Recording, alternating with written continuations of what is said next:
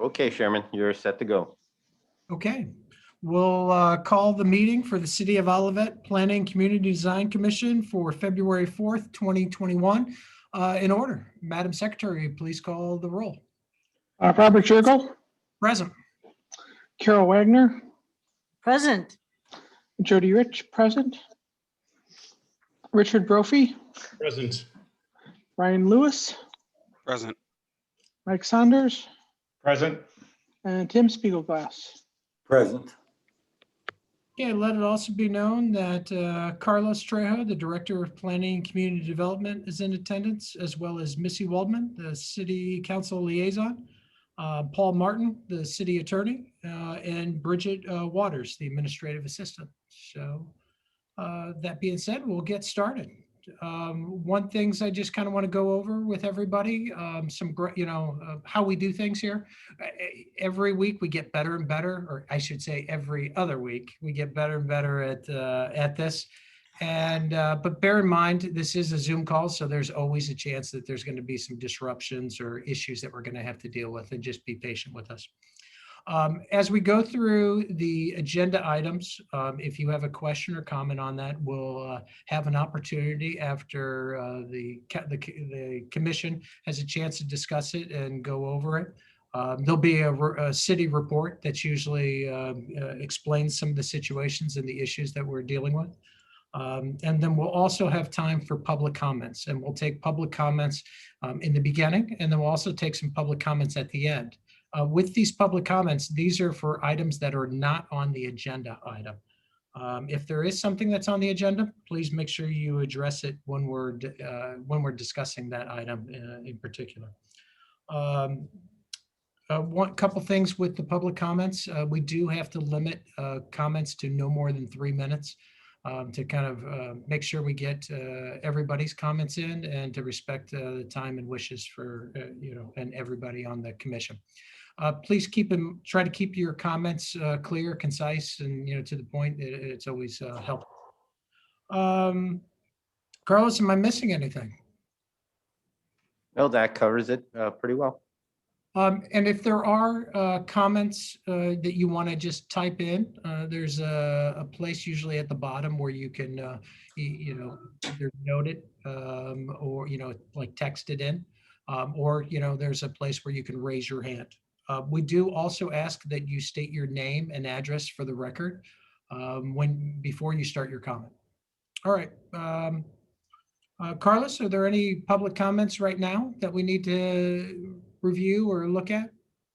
Right. If there's anybody in the public that wants to speak on a subject other than the 2 items that are scheduled for tonight's meeting, if you can show the raised hand, that button is located on the lower end of your Zoom video. And if you do so, it does take a second, just depending on the internet speed of where we'll see you. Right now, I'm not showing anybody, Chairman, but if I can just have a minute, just in case. Oh, sounds fine.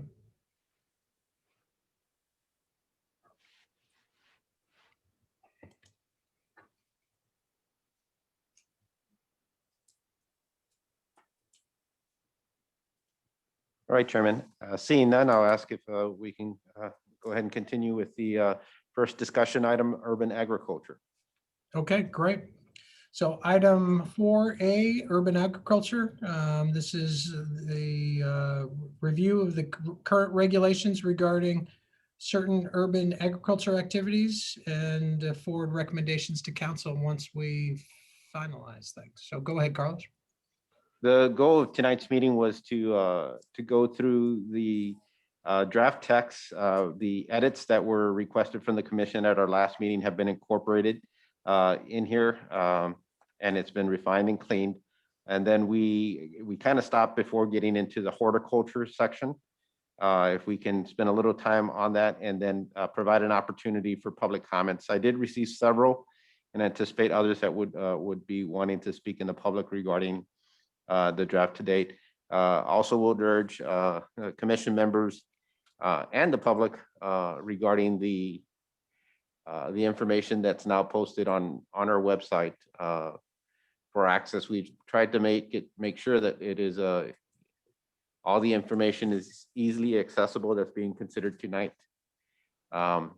And that we've kind of summarized for those who just want a quick overview, the information regarding what we are looking at in the urban agriculture, and also identifying the purpose on that. Bear with me 1 second here as I'm trying to manage here. So on our website, sure.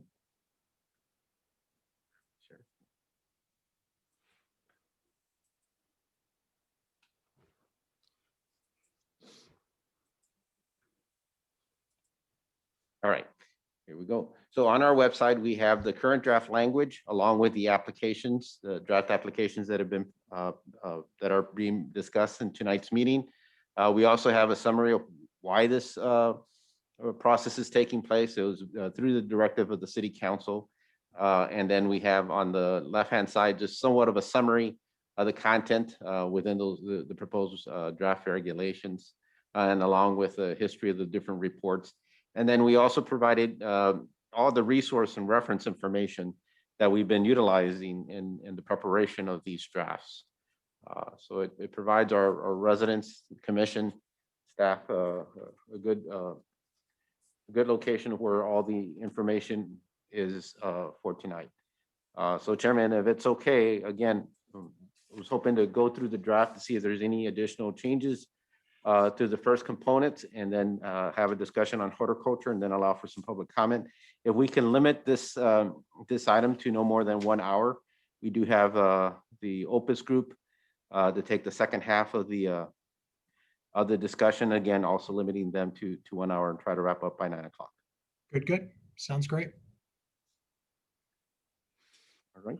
The first part, of course, I'm going to focus on the purpose and intent. I figured I'm not going to get to the definitions until we've defined, the content that's going to be within the ordinance. Then I can go back and work with Mr. Brophy to find out what definitions would be necessary and how best to craft them in there. And I look forward to his input on those. But with regarding the purpose of intent, the commission did some minor edits. Go ahead, sir. You still have the website up, so I didn't know if you wanted to pull that, the proposed. It would be helpful. Yes, sir. All right. I believe you now have the purpose and intent up. We do. It's great. Okay. We did some minor edits in subparagraph 1, but the main change was subparagraph C, which was language that was crafted during the meeting at a couple of weeks ago, and see if there's any questions on there. Again, this section is intended to define exactly why these regulations are being put in place. And one is to recognize that when you do our agricultural activities in an urban environment, such as Olivet, even we're kind of urban, suburban, there's a balance that's necessary, and expectations from adjacent property owners on the maintenance, sounds, and effects that agricultural activities, regardless of the type, have, and the expectations of a residential setting. To define these as the community parameters for this type of activity, to ensure that these parameters maintain the city's neighborhood identity and are consistent with the condition, appearance, and upkeep of the community's yard areas. To provide access and resources for information regarding urban agriculture, and then to ensure that residents that do pursue urban agriculture in our community have an exit strategy when they want to conclude or sell the property. The council only asked the commission to address two types of agricultural types, which we reference as livestock. That was chickens and bees. And then to place some limitations or prohibitions on roosters. The council also talked about under horticulture to place parameters regarding natural landscapes, and to place restrictions and prohibitions on bamboo, the use of bamboo. Those were the directives of the council, and that's what this ordinance somewhat reflects. And that's what the two types I identified here again, is part of the purpose of intent of this ordinance is intended to articulate. Again, Chairman, if there's any questions or comments or any additional edits, I welcome those now. The only thing we were talking about before was trying to describe in the purpose intent why we were restricting or prohibiting bamboo. And, you know, that we had some discussion on that. I can't remember what was finally proposed, but maybe Mr. Brophy might be able to take a good stab at it. Yeah, I'd be happy to help with that.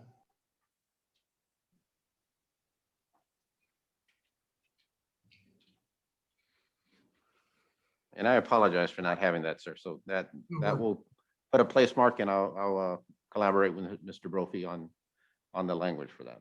Good. Thanks. All right. So we'll go into the first component of the standards. Again, for livestock, it only references those that the council had referred to, and it primarily focuses on type of livestock that provides some type of commodity like eggs or honey.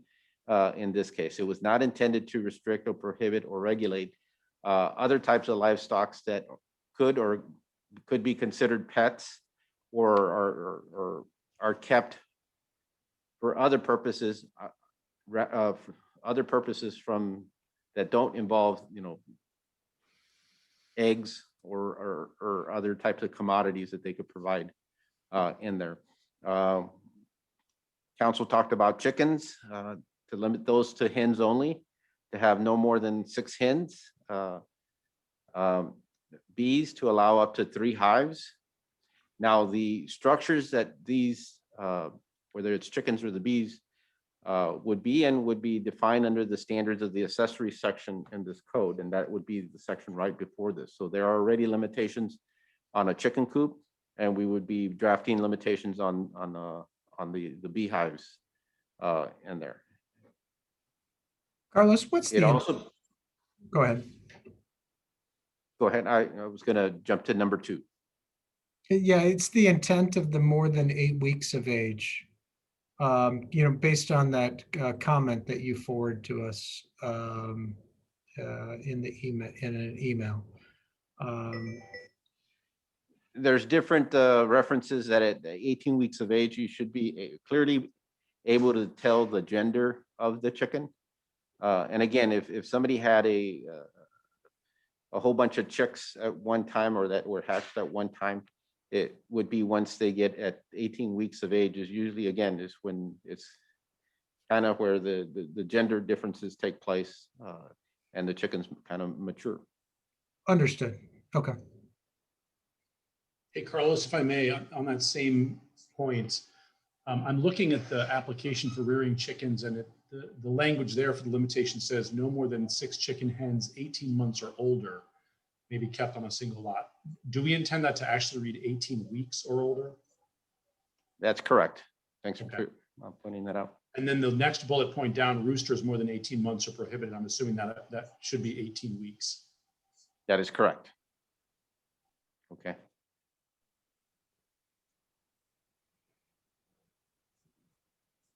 So I'll make those changes in a second on there, or we can jump back and forth either way as the commission wishes.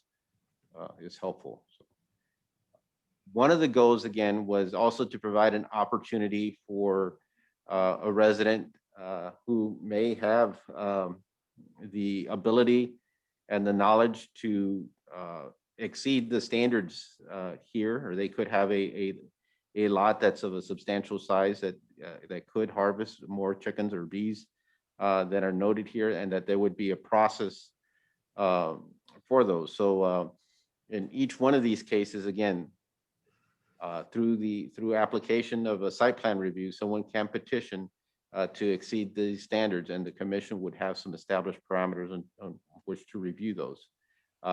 Those that are just within the compliance of these standards would be applying for an administrative permit. That means it would be a permitted use by right, and we would require an annual inspection. Carlos, okay. how are our inspectors going to determine if the chick is more than 18 weeks of age?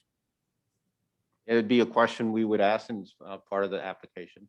I mean, it's just one of those things we have to take on faith. Okay, I would assume that after a certain point, you would be able to recognize the maturity of the chicken. okay, on just Yeah. so we Mhm. know that that's what we're doing.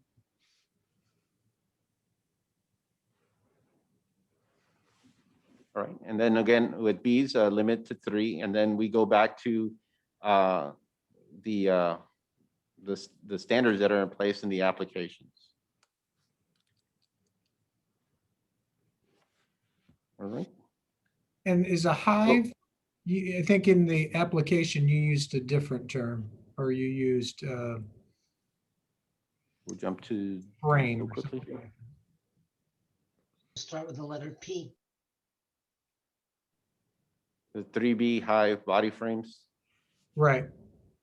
So we can be consistent. And that's one of the reasons it was highlighted. So we'll take a look at that to make sure that we go back to using the consistent wording all the way across. So. That would also be defined up above, correct? Mhm. Yeah, good.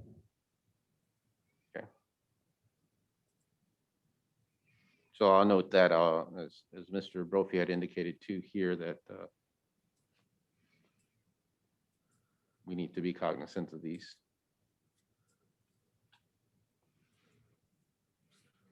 Okay. Before jumping into the horticulture, if there's any question, I'm going to go into the each application.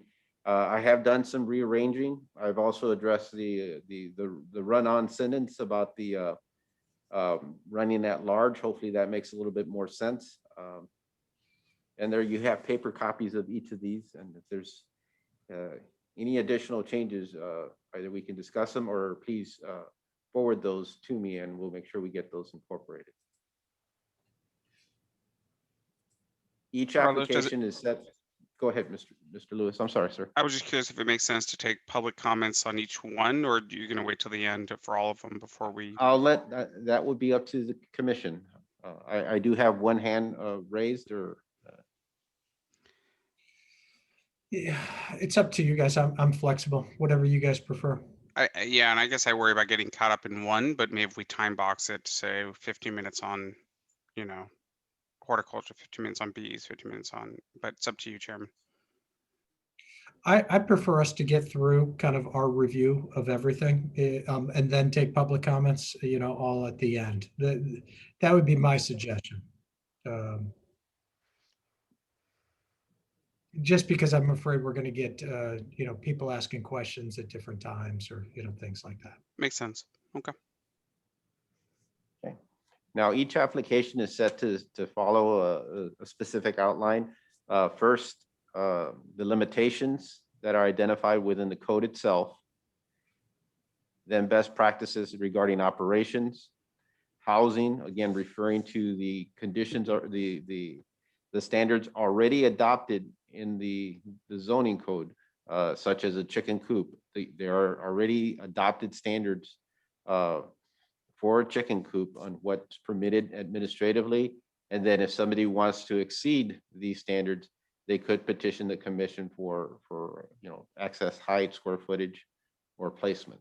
So it's, again, there's a process for some type of variation or deviation from those standards. And these are already part of the code. These are not anything that's new or being introduced under these requirements. And then there are other requirements that are referenced. And I'm going to go over a couple of them because there's been some questions about indentures and whether the city is upholding subdivision indentures. And we don't have that authority to do so. We have to apply our code requirements equally and equitably throughout the whole community. But we are urging, anybody that is applying to make sure that they look at their indentures, that they may find the indentures more restrictive than those of the city, so that they should seek the subdivision approval before filing for an application. Again, the city is not taking the role of enforcing subdivision indentures, we're taking the role of enforcing the standards that would be adopted under this code to ensure that if the property is being rented or leased, that they have the consent of the property owner. To note that none of these best practices are intended to exceed or preclude any other ordinances within the city. That by applying for a permit, you're Mr. Chair, authorizing. excuse me, my screen is not moving. I don't know that others that are watching on the other side have access, and if you're moving and providing information to the body, it is not coming up and I'm not seeing it. So I don't know if I'm having a problem here or others are.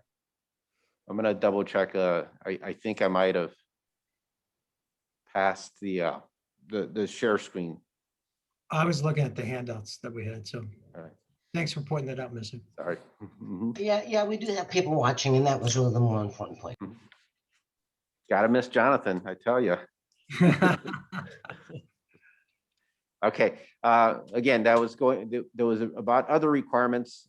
We kind of talked about the subdivision indentures, rental properties, the expectations of complying with all other sections of the code, authorization for inspections, that there would be an annual fee, and that the permit would not transfer from one owner to another owner automatically.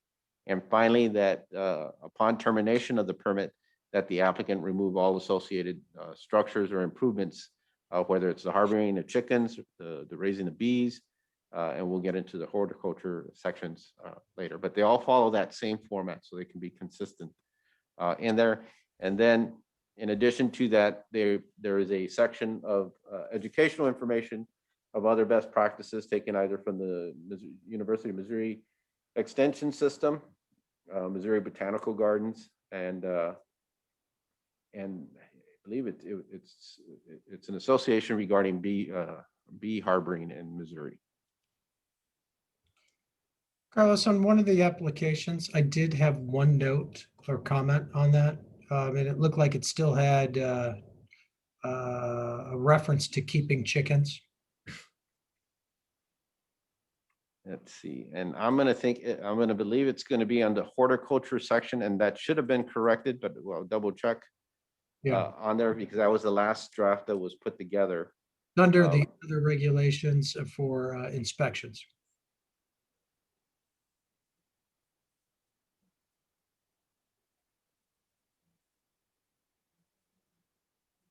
There it is, right there. Right. Okay, we'll get that corrected. Good. Thank you, sir. Mr. And Chairman, again, Go ahead, Carol. I have a question about the bees, if I could. Paul, I was wondering if you ever were able to come up with anything with regards to what happens if a neighbor develops a bee allergy and a resident has a beehive. No, I just think that is a,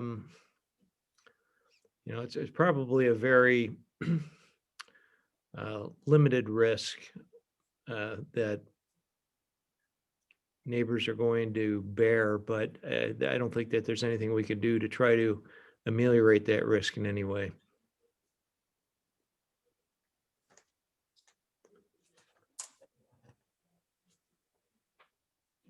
Okay, so, I mean, are we thinking that if we make sure that the hives are farther away from the lot line, or is that?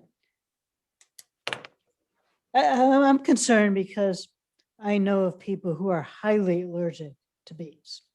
And I mean, lethally allergic to them.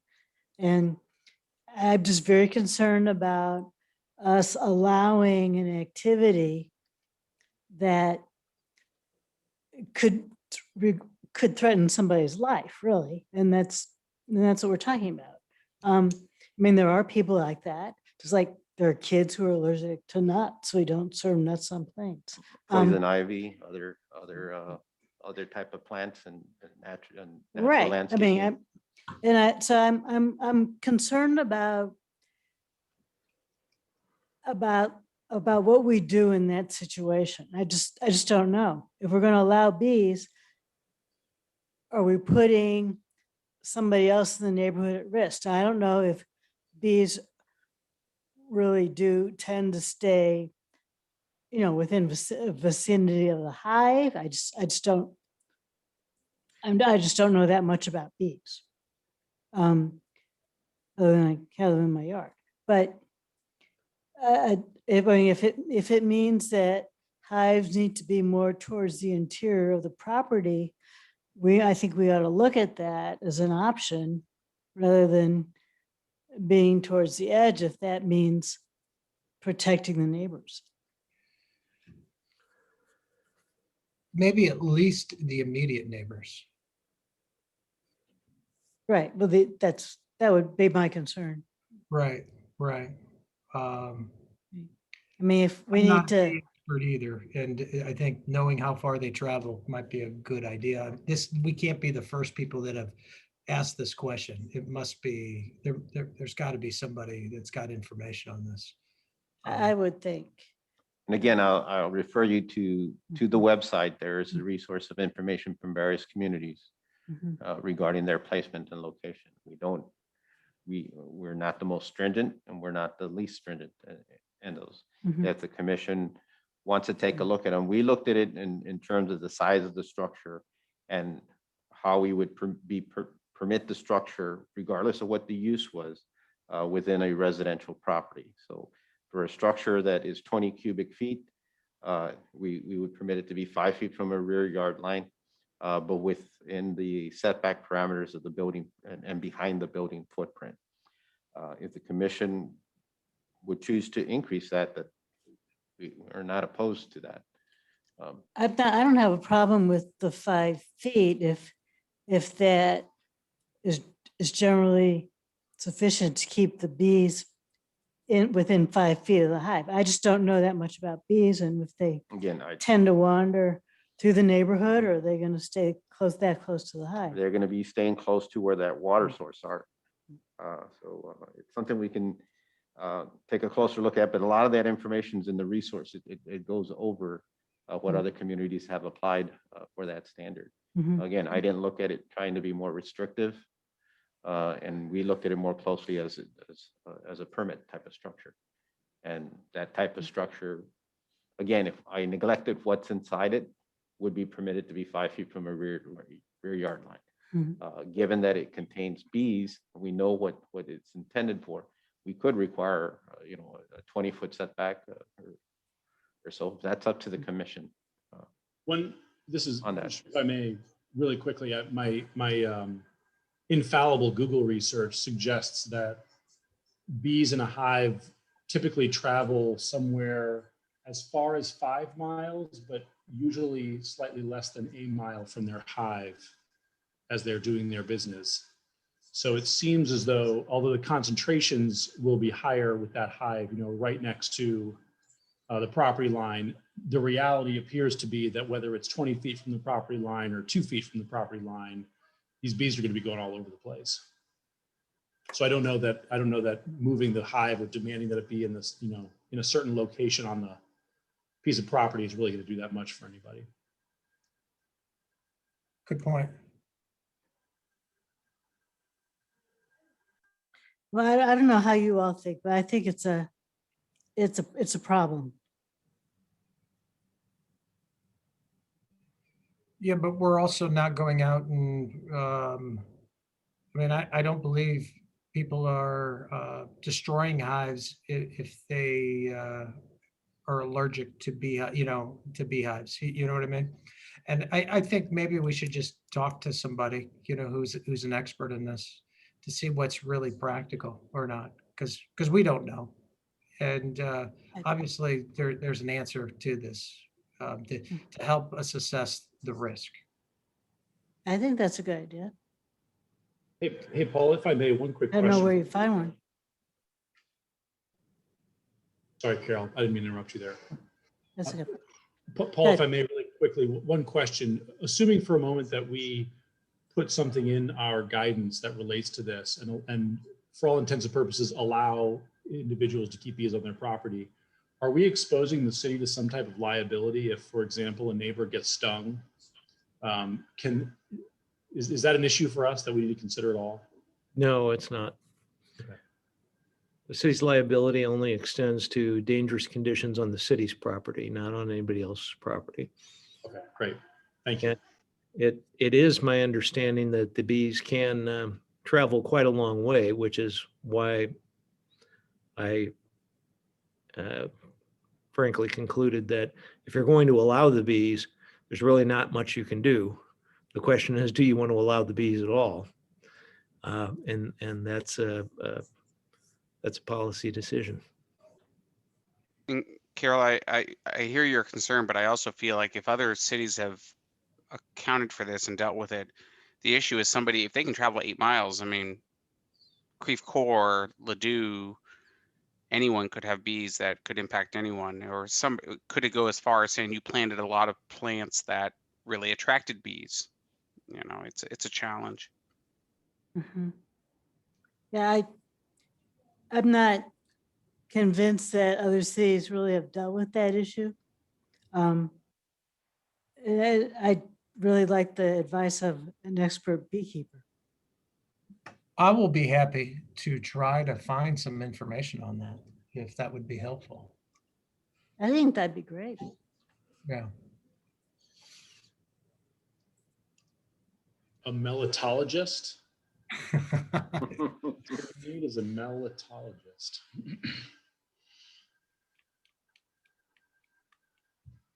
You're gonna have to text me that spelling. I will do.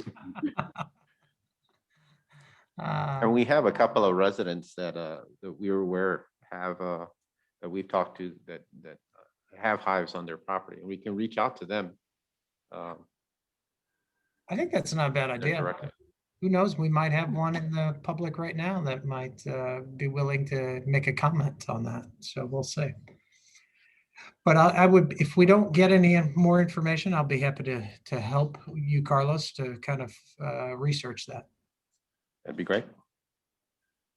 All right. Any other, Carlos, are you done right now before I ask everybody for any other questions or comments? That kind of covers again the chickens, the bees, and then the formatting for the applications and how they've been set. So if there's any questions or any recommendations regarding the formattings, I tried to keep them consistent so there's ease to how it reads and the content for all three. And again, I welcome any comments or suggestions from the commission. After that, if we would go into the horticulture section. Does anybody have any comments on that, what Carlos is asking for? Sorry, go ahead. Oh, I was just gonna ask, so it says on termination of the permit, the applicant shall remove all associated structures that are utilized for harboring chickens. If I have an accessory structure, if I have a shed that I put my chickens in, I'm not really sure how it works, but does that mean I have to remove that shed as well? It depends if it becomes what comes first, the chicken or the egg or the shed. If the coop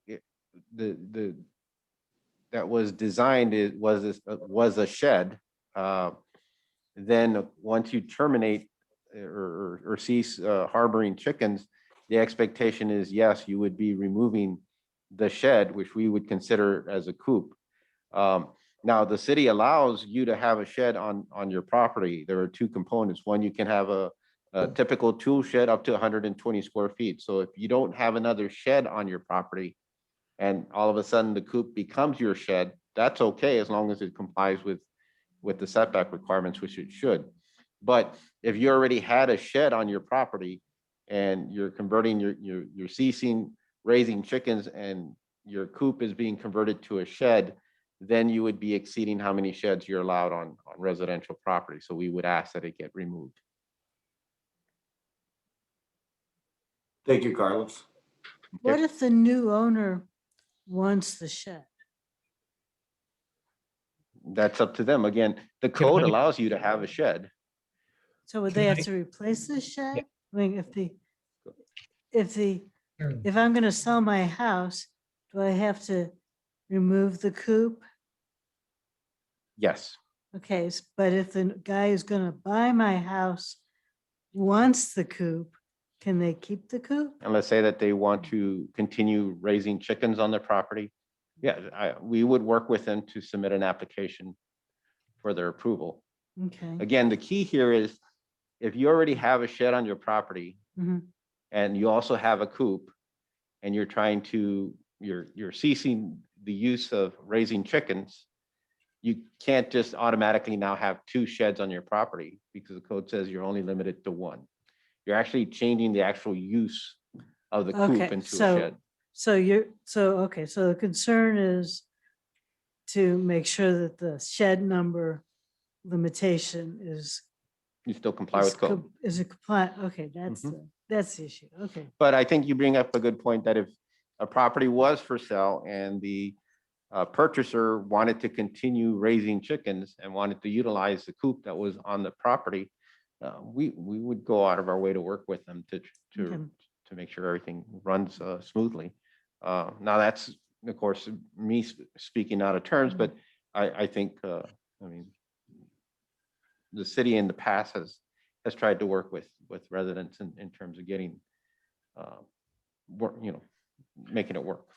Okay. Can I throw something out? Because the issue of this permit, it's almost akin to a special use permit or a conditional use permit. And it has aspects of it that I think are unique to land use and zoning. So what I was going to say is that the non-transferability and what happens on the termination of a permit perhaps should be included in a separate code section to address the scope of the permit that's granted, being exclusive to the applicant, non-transferable, and what happens when there is a sale of the property or a discontinuation of the use. The non-transferability and the termination clauses that we currently have are the same in each of the application regulations for each of the 3 categories. And I think I would feel a little bit more comfortable if we just imported those and put them in the code itself and burnish those up a little bit to address in more particularity the scope of the permit being exclusive and the termination, what happens on termination. So I would suggest making that revision. So within the ordinance language, there is a section on permitting in subparagraph 3, and it may need, additional emphasis, Mr. Martin, would be here noting that the permit is non-transferable and the removal and restoration is required upon termination. And again, it may need some more wording on that aspect, and we'll work with you regarding on that. But the intent was that those components would be within the ordinance itself.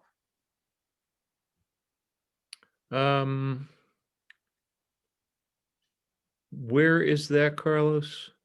The section, I'm going to call it G, permitting. So that's going to be on page 5 of 6 within the ordinance text. Oh, okay. Okay.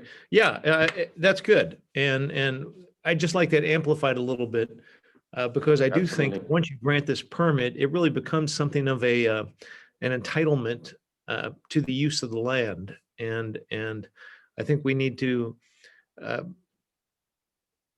it is not, I don't want to make it a vested right that it goes on permanently. I want to make it a right that is really exclusive to the applicant and that is subject to annual review and is non-transferable and has specific requirements for what happens when the use is either abandoned, the use is abandoned or terminated, whether out of the homeowner's desire or the homeowner's sale. And one of those things is going to be, what happens if you sell it to somebody who just loves the idea of chickens and wants to keep it?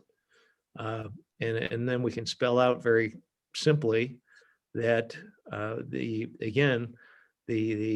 permit is exclusive to the applicant and is non-transferable, but the new owner is going to be required to apply if they want to keep it, something like that. So I think we just expand on that a bit. I think it makes sense. All right. Okay, Chairman, kind of looking at the time and not to rush, but I do want to get to the horticulture and then allow an opportunity for some public comments on that. Yes, So the goal regarding the horticulture was the objective of the council was very specific. We've had situations where property owners have been noted or cited in terms of being informed by inspection staff that they were not maintaining their properties in accordance to the city's either tree or landscape standards in there, and we were kind of using the nuisance code in there. And the response to many of these were, well, that they were trying to do natural landscaping, and they kind of put us in question of whether that was governed by the code or not. So the intent here, or the specific objective by the council, is to establish community standards regarding what is permitted as an acceptable, what we're going to term managed natural landscape. And the managed natural landscape is a planned intentional planting of native or non-native grasses, wildflowers, forbs, ferns, shrubs, and trees grown in a managed landscape, such as, but not limited to, rain gardens, meadow vegetation, and ornamental plantings. Again, I refer you back to the resources section on the website. The managed natural landscape is a commonly used term, and the definition comes exactly out of how those prior ordinances were used. While we do not want to discourage people doing natural landscaping, we want to encourage them because it has many benefits to the community. Most importantly, it helps address our stormwater issues. They need to be done in a reasonable manner. And these are the conditions that we talked about at our last commission meeting, that they have to have a defined perimeter or an edge to them. That you can't just creep them all the way up to the property line and say that this is a managed natural landscape. That they should be set back 5 feet from an adjacent property, and that is to minimize, if the grasses get too high or start to wilt, that they won't be on somebody else's property. That they should in no way be in the abutting street right away. That's not private property. That is actually public property, or private property that belongs to a group of people, not an individual. And landscaping should not be encouraged in the street right away, regardless of the type of landscaping it is. Trees should not be in the street right away. Planterns should not be in the street right away. They pose a public hazard and a safety issue. And then here are the key things that the commission added at the last meeting, is that the concern here are those that exceed 25% of the yard area, or more than 10% of either the front or side yard. That those are the ones that would require a site plan review. Any of those that exceed those standards would require a site plan review before the commission. There are identified standards, or how they're assessed by the commission. And then, and finally, the prohibition that we would not permit or authorize or allow bamboo. And the rationale behind the bamboo, which we've gone in various meetings, is that it is a highly aggressive invasive species. And it's, you could say the same thing about honeysuckle, but honeysuckle kind of happens naturally in its placement. Bamboo is intentionally planted, and it's not native. And it is the council's goal to prohibit bamboo from being used as a planting thing and not to have it set. So, Chairman, I throw it back to you. Any questions? Again, I'm open to any suggestions. What about areas that already have bamboo? What is going to happen with that? There would be a remember we talked- process of there would be a process of notification and an opportunity to petition before the commission for the maintaining of them. And we are aware of several that have been in place for quite some time. We're aware of others where we know we're going to get into questionable certain circumstances. But they'll be given an opportunity to state a case before the commission of why they feel that they've managed, maintained, and minimized impacts on surrounding property. Anyone else have any questions or comments for Carlos? I've got one. Go ahead, Carol. Yeah. Well, I'll just start with saying that I haven't significantly changed the boundaries of most of the gardens on my own property since I moved in. And the gardens are all within the setback. I mean, without fail. I think there's one that's not. And that's just the way they were planted, I don't know, 50 or 60 years ago, I guess. And I'm sure I'm not the only one who has that. The other is that everybody's mailbox is in the right of way. You have to put them there because that's as far as the mailman can reach. And I know on my street, and there are others as well, I'm sure, where people have gardens along both sides of the driveway, around the mailbox.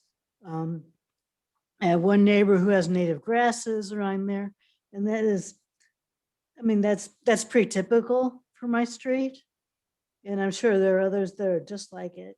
I don't see that there's anything particularly meaningful to now say that a new house or someone who doesn't have those gardens can't put them in. I mean, that when everybody else already has them. I mean, it's just not making sense to me. I understand about one shouldn't put trees in the right of way, and 70 or 80 years ago, somebody put lots of trees in the right of way on my house. They're gorgeous trees. I'm not going to tear them down just because they are in the right of way. I'm sure I'm not the only one who has trees like that. I don't know that it would be a good idea to plant more, but I'm just not sure where this is really going. I mean, because most people and all of that, not everybody has a redeveloped house and a clean site to start with. And so I think most of us would be dealing with existing issues on their properties. And Carol, can I'm I ask? not sure that prohibiting gardens within the setback is really a meaningful thing to do. Here's where I would just based on the word usage in there. In no way is the city trying to regulate gardens. And that I want to make that clear. That was not an objective of the council. The objective here is these native and non-native grasses in there. So I'm not sure if you're referring that all these properties have, these natural, landscapes. And that becomes a key component to this because if the wording is incorrect, that's what we have to work on. But the objective here is not to regulate gardens, even vegetable gardens, or landscaping or landscape perimeters around a house or property, or even annuals and perennials that you may put by the mailbox and such. The objective of the council are these natural landscape, we'll call them prairies, call them native grasses. We've heard different names as they've been referred to. Mhm. And there, and if, again, if this definition isn't sufficient to describe that, we need to work on the definition. But it should not get confused that the city's trying to regulate other types of gardens. That's So not if the we're, intent. if we're really only talking about native grasses, then why don't we just say that? Because I know in my yard, I'm talking about native wildflowers and native bushes and a lot of other things, but you're really focused on defining and have regulations with regards to native grasses. And I think if that's really what the intent is in the ordinance, then we just need to say that. Mhm. And that's a discussion, I think, again, having that discussion with the commission, and we've been in different places, and it is difficult to specifically define or limit what those are, but this is the primary concern and the goal of the council. It's these excessive, prairie restorations or such. And there are merits to them, and they are good for a community, but within reason, especially when you're on small lots or in trying to maintain the character of a subdivision. But we've had instances and cases where they far exceeded the parameters of the code or expectations of what is the managed natural landscape, or they're out of character with the community's values. Carlos, Chairman, Oh, yeah, go ahead. I'm curious though, and I guess similar to Carol, like I understand the bamboo, I get that. I wish we could actually outlaw honeysuckle, different story. But I'm curious why we draw a line between, you said you're not trying to regulate gardens or, regular, flowers and things like that versus wildflowers and prairie and grass. If we already have regulations around how big even a garden could be, or it can't exceed, can't go into, to the edge of the property. Someone's wildflowers could be equivalent to somebody else's, they planted daisies or sunflowers. To Mhm. me, I guess I look at it as they've decided to plant something. As long as it doesn't violate our existing zoning, I can understand saying no to bamboo completely. But I'm curious why we would limit it, why we would treat wild plants or wildflowers differently than we would treat plants that other plants you chose. To me, it's vegetation. Somebody else's Mhm. likes one thing versus another personally. Yeah, Brian, I share your concern. It's been one of mine. And I guess in I'm the sorry. language it says like ferns and shrubs and things like that. And I'm like, again, it's a little gray in that regard. I understand what you're trying to say. It's the tough part is people get out of control maybe in a rain garden or something. But How about we work on the definition of what the managed landscape, natural landscape is, and get comfortable with that. And then in the intent, maybe clarify that we are not trying to regulate gardens or, planted flowers, annuals, things like that, to give some examples to try to make it as clear as we can. The other thing I'll reference, and again, this is just to make sure, that all the components are being considered in there. It would be only those gardens that are in excess of those parameters, more specifically, that take up more than 25% of a lot area, or are in excess of 10% either in the front yard or side yard. And again, if there is concern that those numbers are too small, we can increase those numbers, or if those numbers are too much, we can reduce those numbers. That was from the discussions of our last meeting. It's that garden that that takes up somebody's whole front yard or backyard or whole yard. In one case, we had one where it was the whole property was surrounded by what they claim was native grasses. There has to be some acceptable standard or some maximum or minimum put in place, and when or the yard becomes too excessive or it's out of character with everything else. And Carlos, there's Taking that nothing, into account, there would be, if I can just, one more thing, there would be a process for somebody to exceed those standards, but that they would have to petition the commission. And again, the commission making the assessment that they have a planned objective, that they understand what they're doing, and they have the means to do it. Sorry about that, Commissioner Brophy. no, you made the exact point I was, that this, this is just a starting point. This is what's acceptable without any review. And if someone wants to come in with something broader and more expansive, they can petition for it. Okay, I think that's, is there anything else? Otherwise, I think we should really get to the public comments. Reset, sir. We're all set. Let's do that. Okay. I'm gonna let Kate Hellman, she had submitted some written correspondence that was part of your packets today. She's gonna speak. She had contacted me and actually was knowledgeable in all three of these items. And I believe she's currently raising chickens and has some native landscaping on her property. Ms. Hellman, you're being transferred as a panelist. We ask that you identify yourself and address, and if you can, to have your video on out of courtesy for those in attendance. All right, thank you. My name is Kate Hellman, and I live at 800 North Price Road. Thank you for taking the time to read the email information that I sent regarding my experience with chickens. I do have some experience with bees through my work at the Science Center, where we did have honeybee hives there.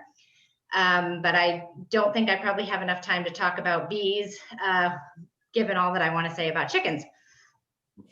So just given some of what's been said already, there are some things that can kind of come off of the comments that were forwarded to you. I do think that it's worth reconsidering the limit of 6 chickens. As I said, 6 chickens will usually produce about 4. Sometimes you'll get 6 a day, but 4 to 6 eggs a day. And so for a family of 4, that's kind of the bare minimum. And really the keeping of chickens, if you have 3 chickens, if you have 12 chickens, the only thing really that changes in your life as a chicken keeper is the amount of space you need and the amount of poop you're cleaning up. To be quite honest, the work is really negligible between 3 chickens and 12 chickens. One thing that I think is really important as you guys are considering the application and the language around the permits is a definition of terms. So the clarification on the size restrictions, where you're saying for animal structures that are in the accessory structure code, animal structures are currently limited at 60 square feet. I think when it relates to chickens, it needs to be clear that that's 60 square feet of a building structure, which I'm assuming is what is meant by that. With chickens, you need to accommodate for an outdoor structure as well. So fencing and, the accessory structures also have a thing in there already on fences for animals that have the fencing at 120 square feet. I think that if the building is 60 square feet and the fencing is 120 square feet, I think that's a great number that accommodates up to, really, you could do 12 chickens in that amount of indoor and outdoor space. But a clarification of terms that a coop is the indoor space and the run is an outdoor space. I think that's important.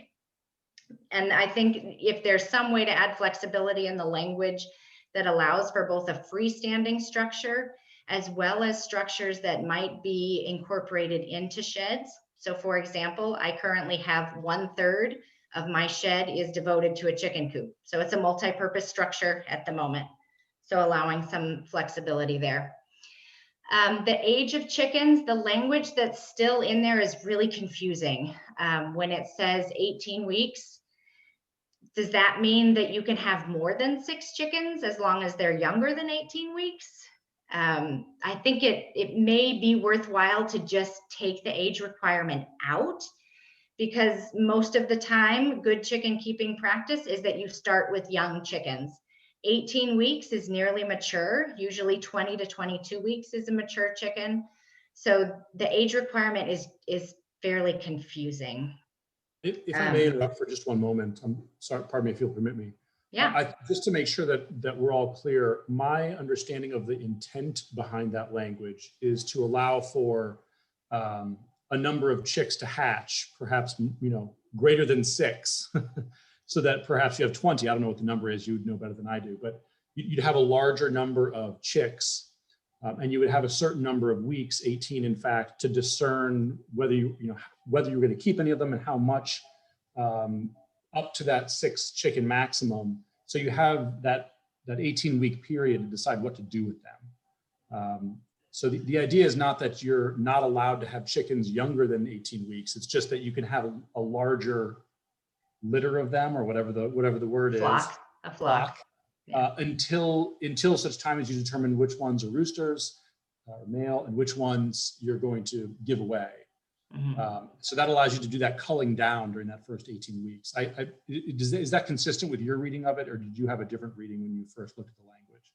So when I first looked at it, my first thought was, this is confusing, mainly because if you were wanting to keep chickens not for egg production, but for meat production, you would harvest them for their meat, usually between 6 to 12 weeks of age. So that made me think, well, okay, could someone then have 30 meat chickens on their property? Yeah. By the time chickens are 11 weeks old, you can really tell very clearly what the gender is, except for a few breeds. There are some breeds that are harder to tell. And if, as I said in my letter, if you source your chickens from a reputable breeder, many of them can give you from about 70 to 80% accuracy that they will be hens. Now, if you are hatching them yourself from eggs, yep, you got a 50-50 chance. So it's tricky. But if you're getting them as day-old chicks, you have a high likelihood that they will be hens if you've sourced them from a reputable breeder. Okay. That's helpful. So it sounds to me like we need to clarify the language, which we can undertake to do, but also we need to perhaps address the issue you raised of folks raising chickens for meat, and perhaps place a limit on the number of chickens you can have even before that 18-week period expires. Perhaps, yeah. In your experience, what was the age again by which you harvest a chicken if you're using it as a meat source? So it depends on the breed.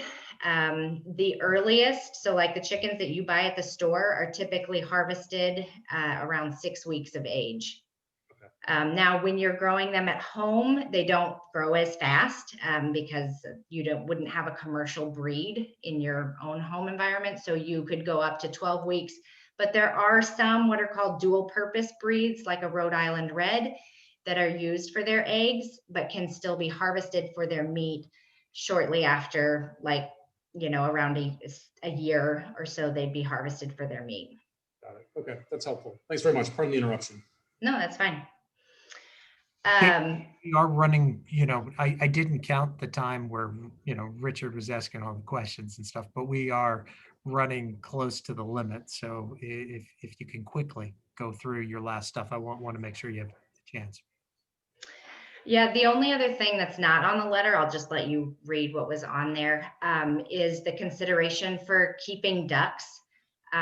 There are quite a few urban farmers that I know that keep ducks. I don't know any in Olivet, but ducks are another one of those poultry options that are good egg producers, and they make really good pet livestock, kind of like chickens do. So I think it'd be worth considering, if ducks are an option as well. If ducks were an option, the number of ducks, would it be this? 10 ducks seems like a lot. Yeah, that's a lot of ducks. So what I've seen from my experience is that most people will do 2 to 4. Okay, thank you. Yeah. Thank you very much. You're welcome. The only quick thing that I would add on hives, there may be someone else on here who's more of an expert, but I would suggest a perimeter around the hive of 10 feet. And most definitely for both chickens, for bees, for all of these, I think it's imperative that you consult with experts, because the distance around the hive is based on bee behavior when they're coming into the hive and leaving the hive. And as long as neighbors keep a safe distance, usually there is no concern with beehives. Great. Thank you very much. Thank you. Thanks, Ms. Hellman.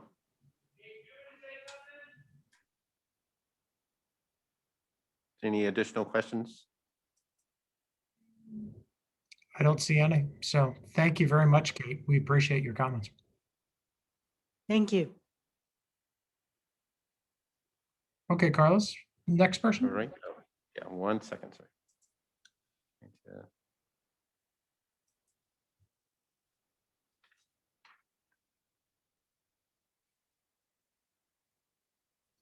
Okay, Laura Ragsdale, I'm going to transfer you from a attendee to a panelist.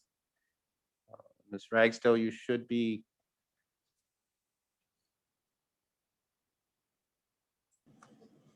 transfer again, if you can identify yourself and then name and address and then have your video on. Thank you, ma'am. Hi, I'm Laura Ragsdale, 1130 Irvington Court, Olivet. My concern with the beehives is I'm one of those people that is deathly allergic. I go into anaphylactic shock within 3 minutes of being stung. So that's concerning to me. I realize that we need the pollinators. I'm a science teacher by trade. I still go outside. However, 5 feet does not seem like a reasonable distance if I have to get that close to it to mow my side of the yard, and it's only 5 feet from me. I mean, my arm reach is 3 feet. I mean, that's really close on a hot day when you're sweating, bees all around, one flies, you swat. That just seems too close. I could be wrong. I would love to see some research. It would make me uncomfortable being as allergic as I am, considering 10 years ago when I found this out, the ambulance, City Olivet ambulance, do not carry epinephrine pens. I don't know if they do now, but they did not 10 years ago.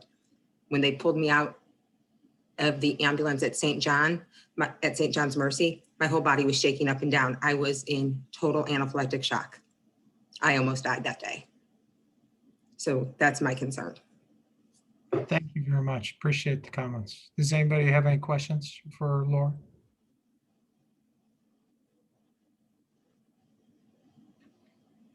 And we'll do that. Thank you. All right, Laura. All right, Ms. Ragsdale, I'm going to change your role back to attendee. Thank you. Okay, Chairman.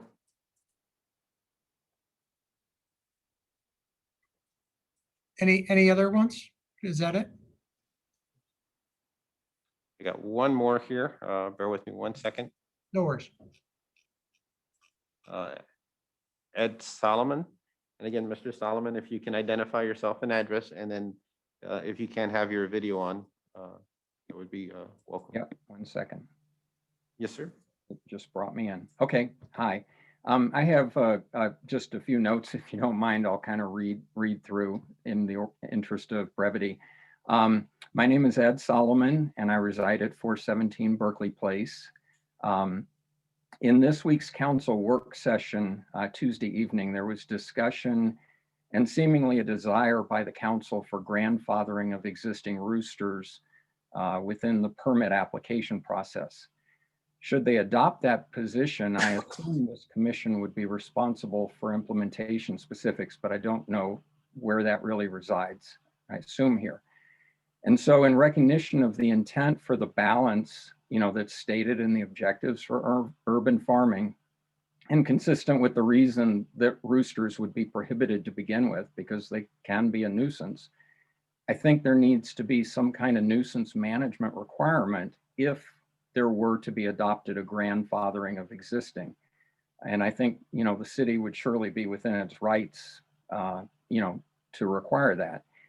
There seems to be broad agreement, right, that roosters can be a problem. I live about 200 feet, almost unimpeded from 2 of them. And I can vouch for the nuisance nature. And I think it's exacerbated as well when there are 2, they tend to get competitive. The current city regulations are not very attuned to the nature of rooster crowing, and complaints would entail police enforcement, which in prior commission meetings was something that was desired to avoid through the urban farming regs. Grandfathering exemptions are inconsistent with the concerns behind the urban farming regs. So particularly with animals that live about 7 years on average, I'm asking for protection from such nuisance if there is to be a grandfathering approach.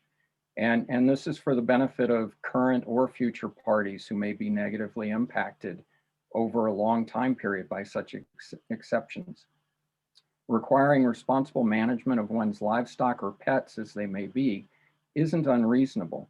We other residents should enjoy reasonable expectation for peaceful enjoyment of our property, and by establishing a nuisance provision assuming there were grandfathering, establishing a nuisance provision provides the needed balance. I've attended many of these meetings, and I certainly can appreciate the desire probably by all commission members to wrap up on the topic, but with this new potential for grandfathering being introduced, I think it's very important to current and future residents for years to come to, take this into account. Thank you. Great. Thank you very much, Mr. Solomon. That was a good point. Okay, Carlos. Does anybody else have any questions for Mr. Solomon? Seeing none, thank you very much. I appreciate it. Thank you. Thank you again, Mr. Solomon. I'm going to transfer you over back to the attendee.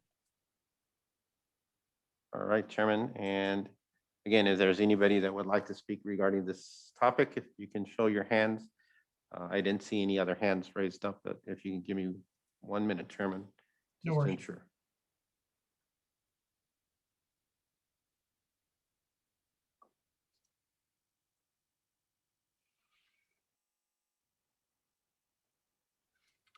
All right. Okay. So I don't know if anybody, if we want to consider some of these items now, or if we should, address those at a later time. I think for the sake of progress, we do need to keep moving, don't you? Yeah, I think I have some guidance in terms of some of the revisions, and we can take a look at it and have something drafted for the next meeting. Great. In there. Also provides an opportunity to see if we can engage with somebody on the B side to kind of address the commission at the meeting on the 18th, and if not, on the first meeting in March. That sounds good. Okay. That being said, I think we'll move on to discussion item B. Is that okay, Carlos? Yes, sir. Okay, this is the Opus Group redevelopment project at Irvington and Ream Courts. It's a concept plan review for MU Gateway District rezoning request for a 5-acre multifamily development. The petitioner is the Opus Group. Property owner is, well, there are 23 single-family homes that are currently, that are under contract with the Opus Group. Carlos? Again, I would engage residents and the commission that the city keep on its webpage has created a dedicated site regarding this development where we would be posting any plans or changes that come in through this process. And there we have a development that is looking at the properties identified as Ryam and Irvington Courts. They're just north of the Chevys and CVS and south of Alice, and a little bit west of Hilltop on the east, and abuts Price Road on the west.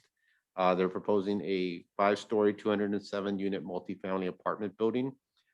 In doing so, they're requesting rezoning to the MU Gateway I-170 Olive Boulevard Mixed-Use Gateway District. And we have the Gateway regulations posted on the website. The intent and purpose of that gateway is to further the goals and objectives of the Olivet strategic plan. And the strategic plan identifies this area. Excuse me, Carlos. We're still showing all the people. I'm not sure if you were Yes. planning on showing. Ta-da.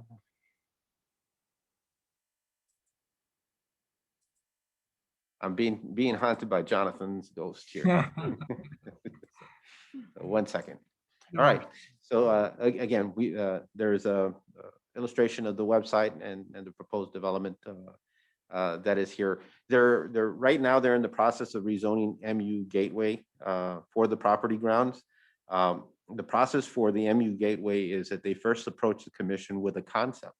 There are not many parameters of what has to be contained within the concept, but enough information to assess the mass, the volume, and what's being proposed, but not getting into the devil of the details. To have a discussion with the commission as it looks to the goals and objectives of the Gateway District and also of our strategic plan, and allow an opportunity for these kind of pre-planning discussions before they go to a further expense of putting together final diagrams or hardline diagrams, where then we find that we're kind of the city's limited in any engagement or collaboration with the developer because things have been pretty well put in place or set. The petitioners agreed to engage with the commission at the concept level. It is a voluntary level. It's not required by code, but we urge developers that are considering MU to have this type of discussion. This is an open discussion, and the developer has the opportunity to take the commission's comments, make any revisions or changes, and really makes the decision when they want to apply formally for the rezoning, and that would be at the development review process. We've had discussions with the developer at our last meeting, and a lot of there was about 5 items that we kind of focused on: traffic and access, impact to schools, the adjacent properties, both along Hilltop and the area as a whole, connectivity of both within the site and its surroundings, and public and open space. And many of those are core tenets of our strategic plan that get addressed through the process. So let me just a real quick update on some of these items, and then the developers here to provide some additional information of where they are in the process and what they have done to try to address the commission's comments from our last meeting.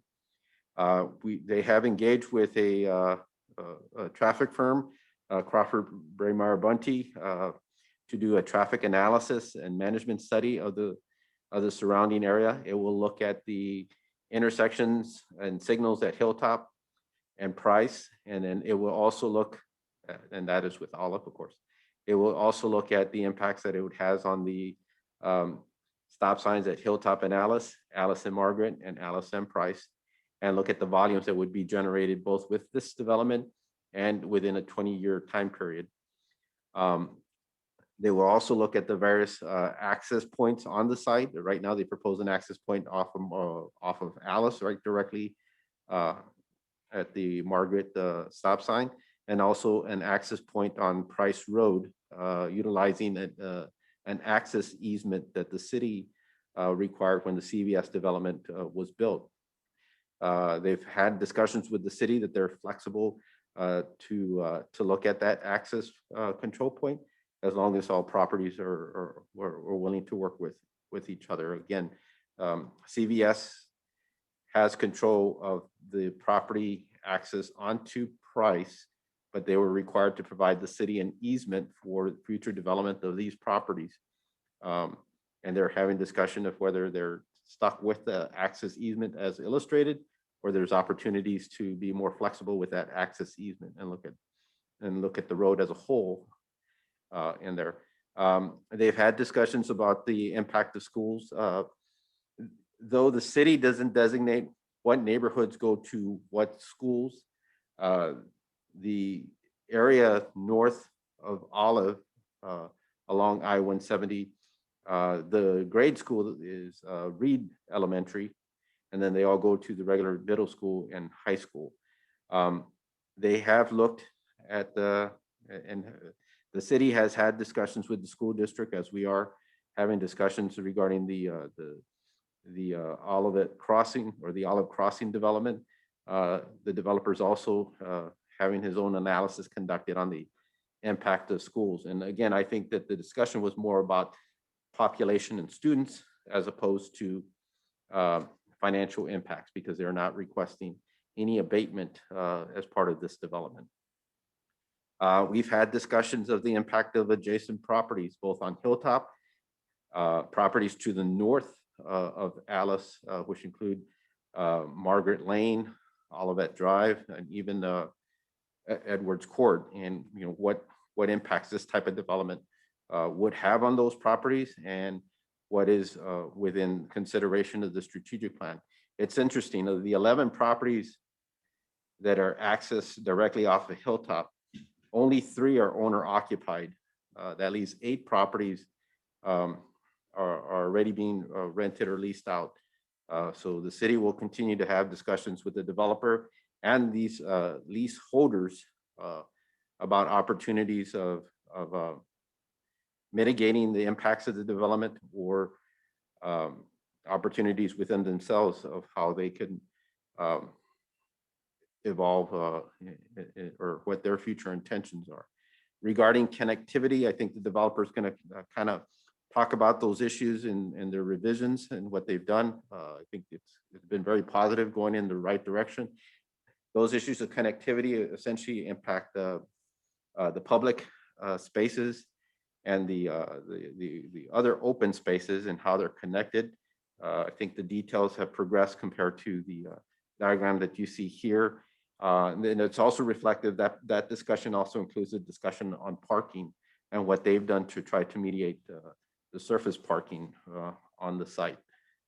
I'll be glad to answer any specific questions on these, but I think that kind of covers the core items that we discussed at the last meeting. Does anybody on the commission have any questions for Carlos? Seeing none, Carlos, I think we go ahead and hear Okay. from the developer. All right, bear with me. I got a couple of gentlemen I need to transfer over. Let's see. Carlos, I have one quick question. If I Absolutely. could. How many units are they? 207 units are proposed in the development. 207? Mr. Kelly, I'm going to transfer you first over in there, and I do see from your group, if you can help me out, I see Mr. Schuberth.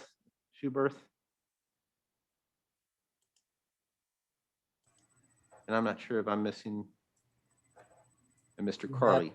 Ryan Carly on. Yes, I'm transferring him over. I think just the 3 of us should be Okay. good to start. And then if there's any specific questions, we have some representatives from some of our consulting firms Okay. as well. And if you can bear with me just 1 second, I want to make sure that the public has an opportunity to see your group. And then you should be able to access your computer for any presentation.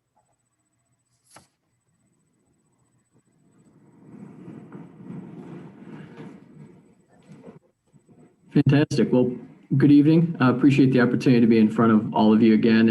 And Carlos, really appreciate the overview. I think you did a really good job providing a summary of what we learned from our previous call. And our intent this evening is to address some of those issues. We focused on a lot of the items that Carlos mentioned, and we think we'd like to try to address those this evening, and then also elicit any additional questions or input, and see if we can't continue to refine and make this a better project for the community and the staff and the all parties that are associated with this project.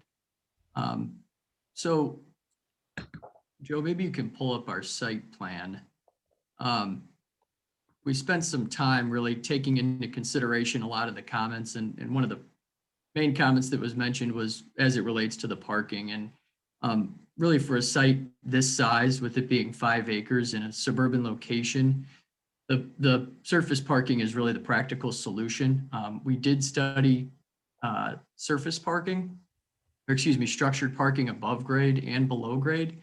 And through conversations with the city staff, and it was just ultimately determined that the structured parking really doesn't add value as it results in additional density in the way that you have to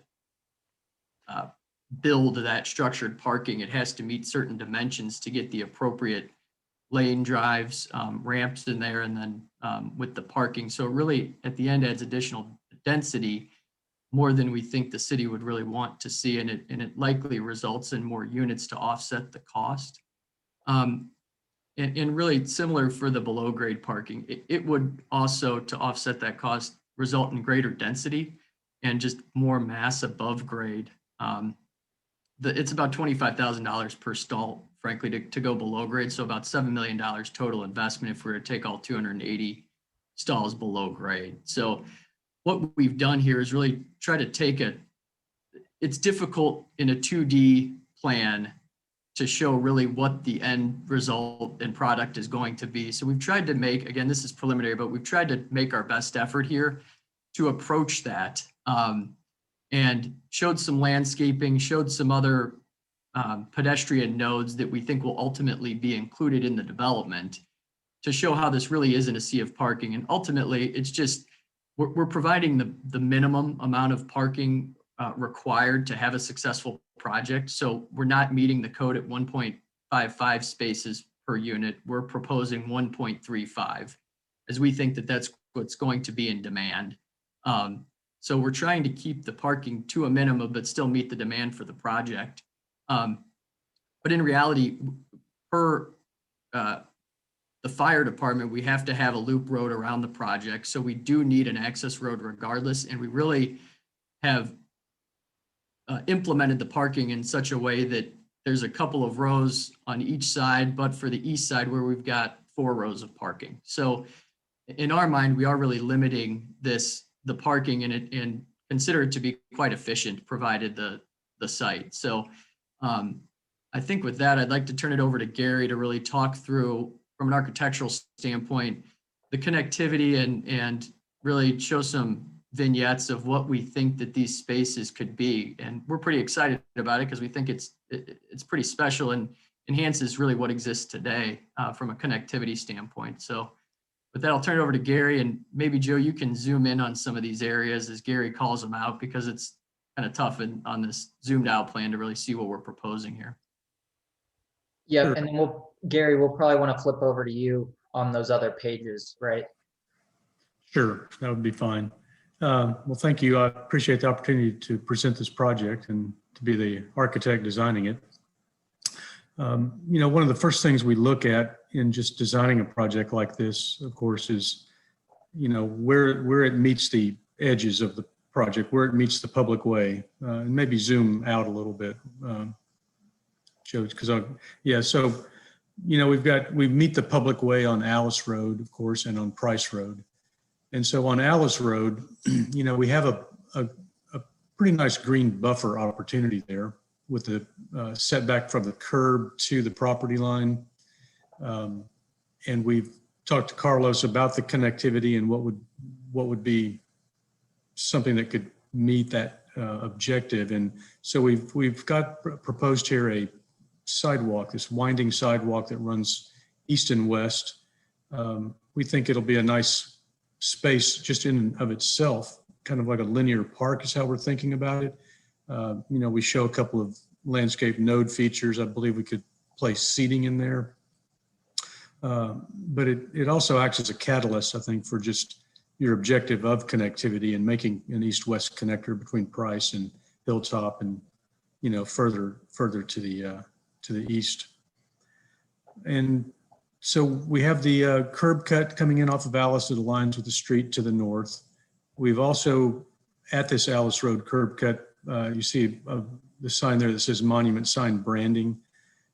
We call it kind of a node device, kind of a pause or a stop in the walkway where we can have a landscaping feature. I think we could have some signage opportunity at that location, branding and signing the project. And again, that would be a pedestrian link walkway that connects a path to our project, the one on the right, that main auto entry. We also have a second connecting point over on the left, which is another node, which is really just kind of we think we could have some wayfinding signage there, but that could be another way for pedestrians if they wanted to kind of shortcut through our site and get to the future proposed greenway path that's right now stops at the south end of CVS's lot. But it does show that it would be connecting and running north on that sort of dark gray stripe that you see there at the lower left of the site. So that provides kind of a shortcut if the public wants to walk through the site and get to the greenway or get to CVS without looping all the way around to the Price Road intersection. So that's kind of how we're showing connectivity at the north side. On the west side, off of Price Road, we have the access agreement or access easement that was mentioned. We would have our drive coming off of that. Again, a node monument sign type of feature out at Price Road with a pedestrian link, something, a strong, bold landscaping statement that brings people into our project, across this, Great Rivers Greenway path and into the main entry of our building, which the entry drive would kind of face that, and that would become a focal point type of feature in the architecture of the building. We also realized that our drive is crossing this future Great Rivers Greenway path, and that safety would be a concern there for people walking, jogging, riding bikes on that path. So again, some type of a node or feature that people would say walk around, it would slow people down from if they were jogging or riding a bike before they meet that place where automobiles cross this path.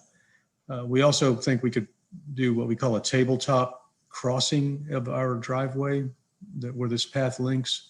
And what that is about a 3-inch rise. It's not really a speed bump so much, but just enough of a really wide, we'd have an 8-foot walk and probably 4-foot tapers off of that walk.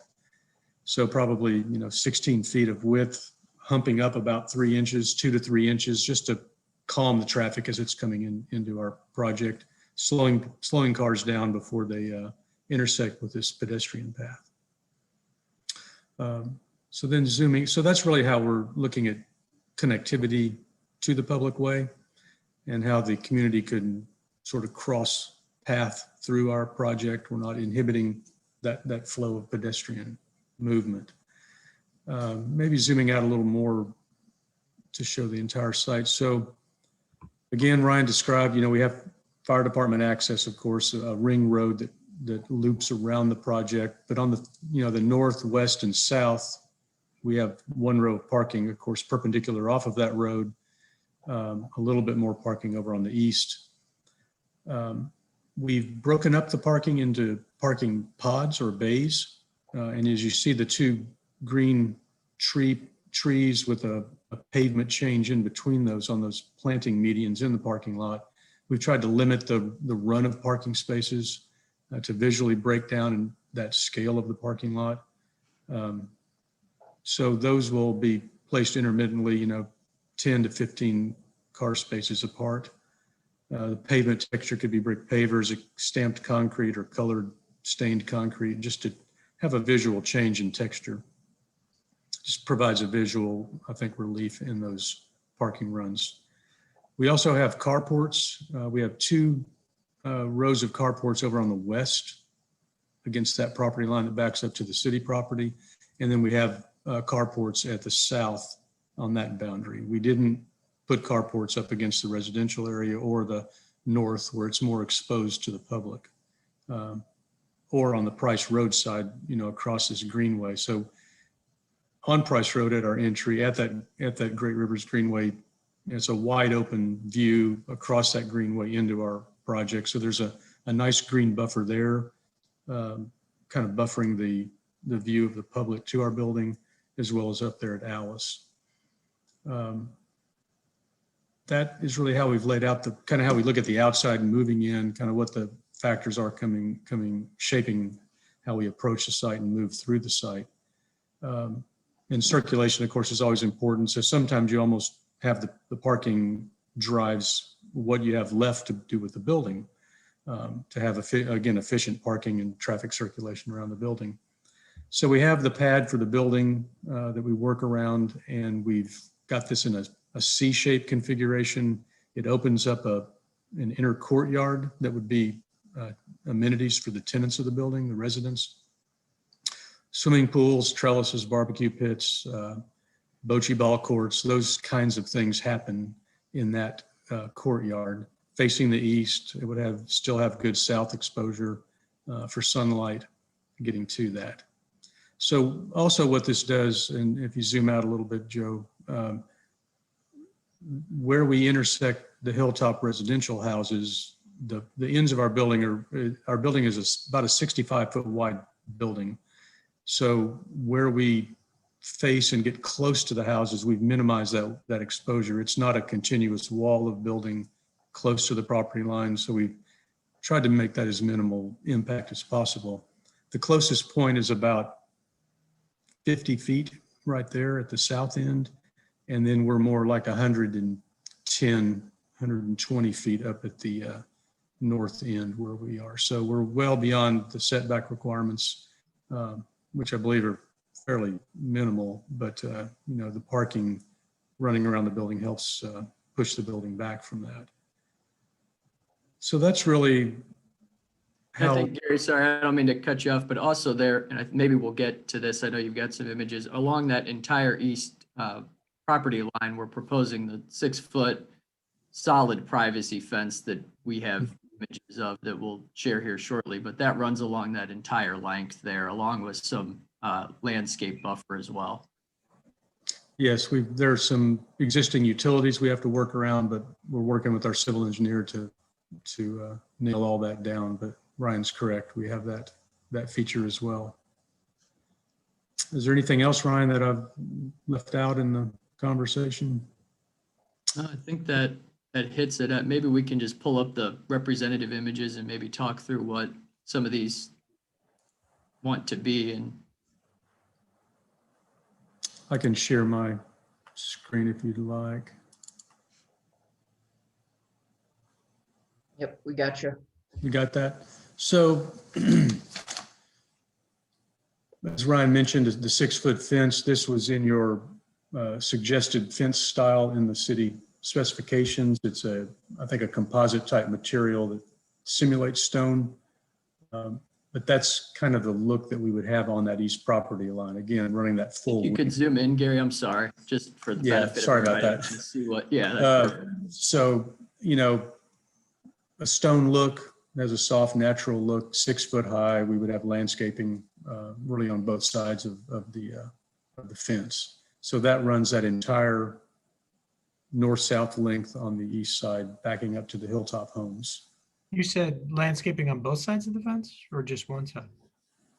Well, we have to take care of that'll kind of be dependent on the exact placement of it. And we haven't completed our survey yet to really locate those utilities that run there. And there is an easement with the utilities. So we'll have to kind of work with the utility requirements as to where that's placed on which side. So it could be that it's more to the inside of our property and there's a gap behind it, between, behind that fence and the hilltop property line to the east. So if that's the case, we would take care of that field of sight and not leave it, unmaintained, uncared for or considered.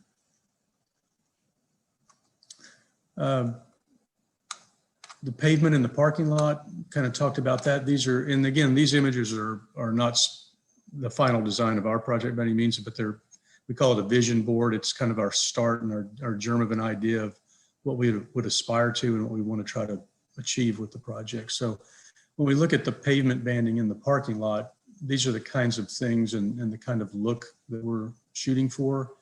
Here shows it's either a stamped concrete or a brick paver crosswalk.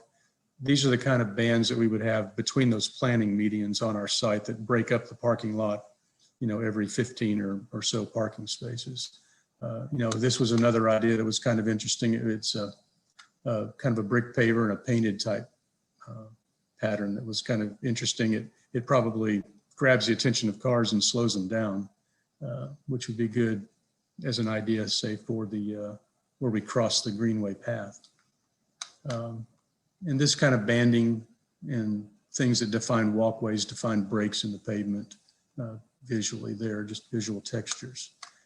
Kind of talked about these nodes, brought that up, where the sidewalk comes and we want people to say, okay, you can turn left and walk into our project. This is the kind of thing that we look at. Seating areas could be incorporated into those nodes as a kind of a resting point for people that are on their walks or jogs. Again, and I think this is an opportunity to also incorporate signage, wayfinding, branding, that type of thing.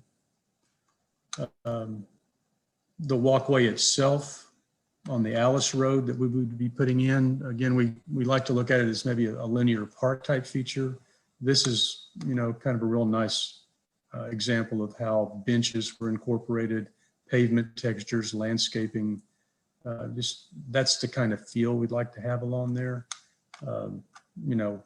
Also just the pavement textures, the landscaping, bordering, kind of a natural winding look.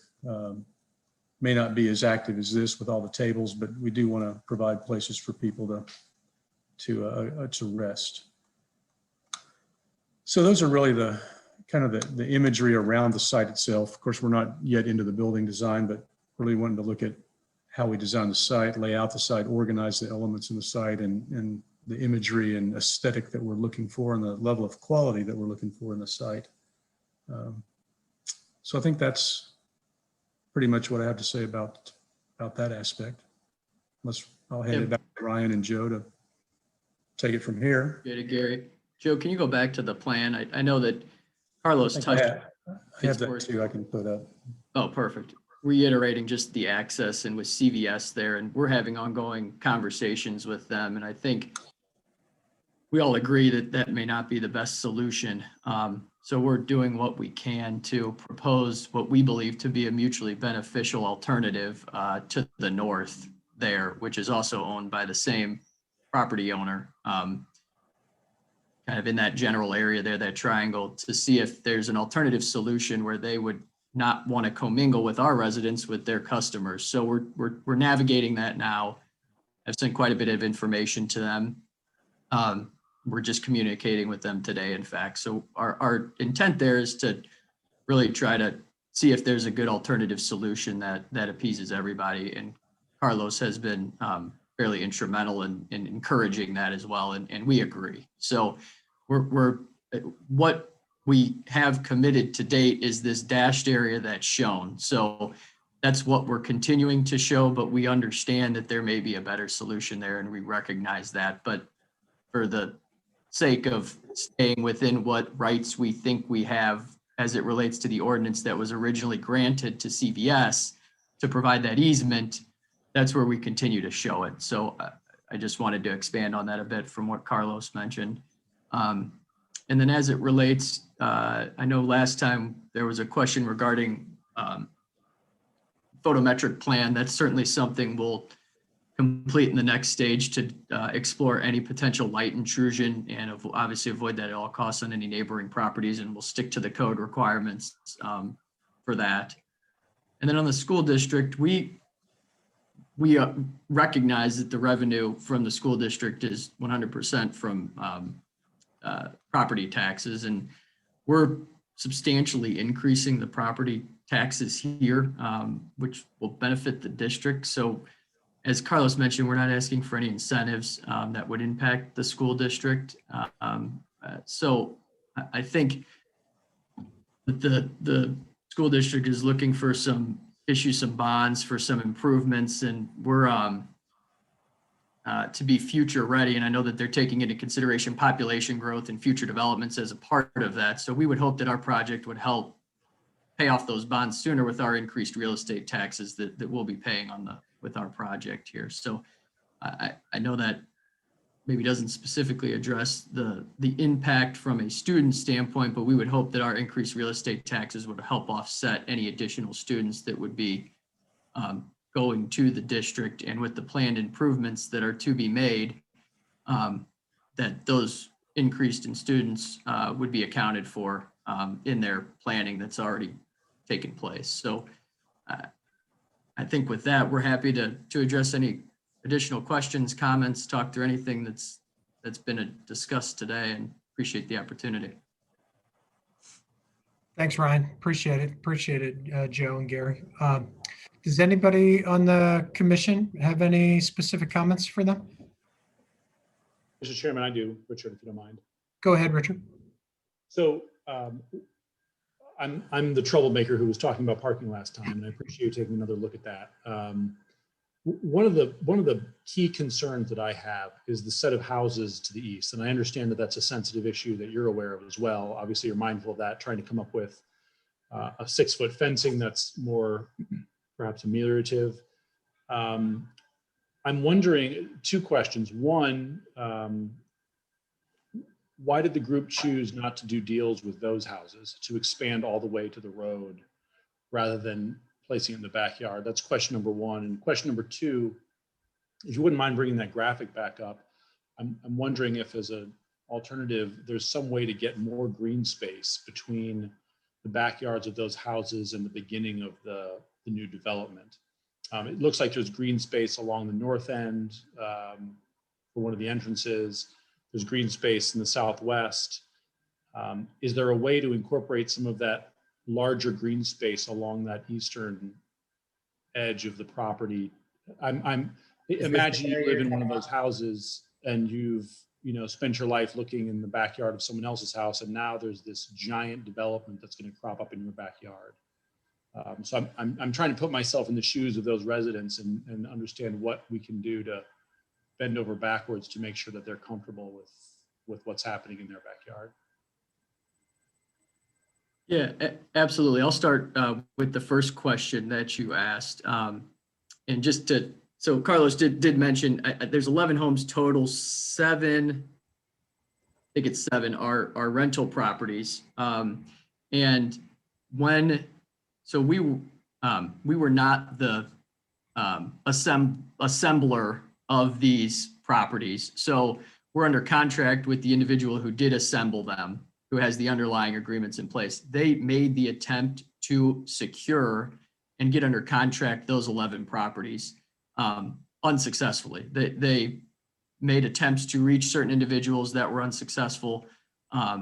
They had conversations with others that had just unrealistic expectations on price that would ultimately make it unrealistic to pursue any future project here with the land basis being what it was. So with that being the case, they were moving at a quicker pace, getting the 23 homes on Ryam and Irvington under control, and just weren't moving at the same pace for the 11 homes. So it ultimately was determined to forego the 11 homes because of the inability to, and unrealistic expectations to get those homes under contract, quite frankly. So I think I believe a letter may have been sent to the commissioners regarding, or at least I hope it was, from one of the owners who owns 5 of the properties there, who really doesn't think that this project will have any negative impact on his owned assets there. And we had a long conversation this afternoon with Carlos and Barb at the city on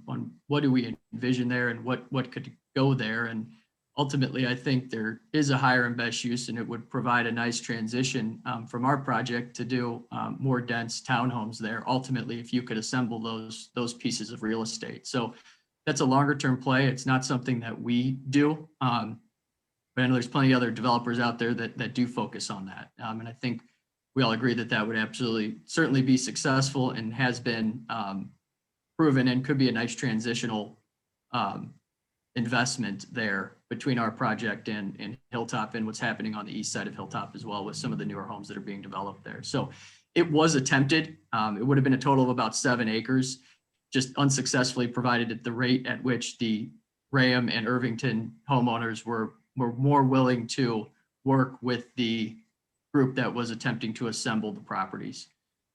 We have not been approached by anyone since with their interest in selling. So we haven't really entertained that any further, and provided the nature of our timing with the underlying homeowners, to try to take on that type of assemblage would just make this project unrealistic, quite frankly, because we just wouldn't have the time to go assemble those properties and get them all under contract. It was very difficult to get the 23 homes under contract with the current group that had assembled them. So I understand. I appreciate the explanation. I just want to understand whether there Yeah. was an intent made. It sounds like there was, and it just wasn't fruitful. So that's all I need to do. that's right. That's right. And then as it relates to the buffering, we're close there. I mean, we've got a bit of a setback, so maybe we can zoom in because we do show some landscaping. And I think the way we've got it now, we need to study this more with our civil engineer, but maybe we can look at shifting around a bit. I'm not sure how much, Gary, how much space we have there that we're showing as green space. It's roughly a 10-foot to 11-foot buffer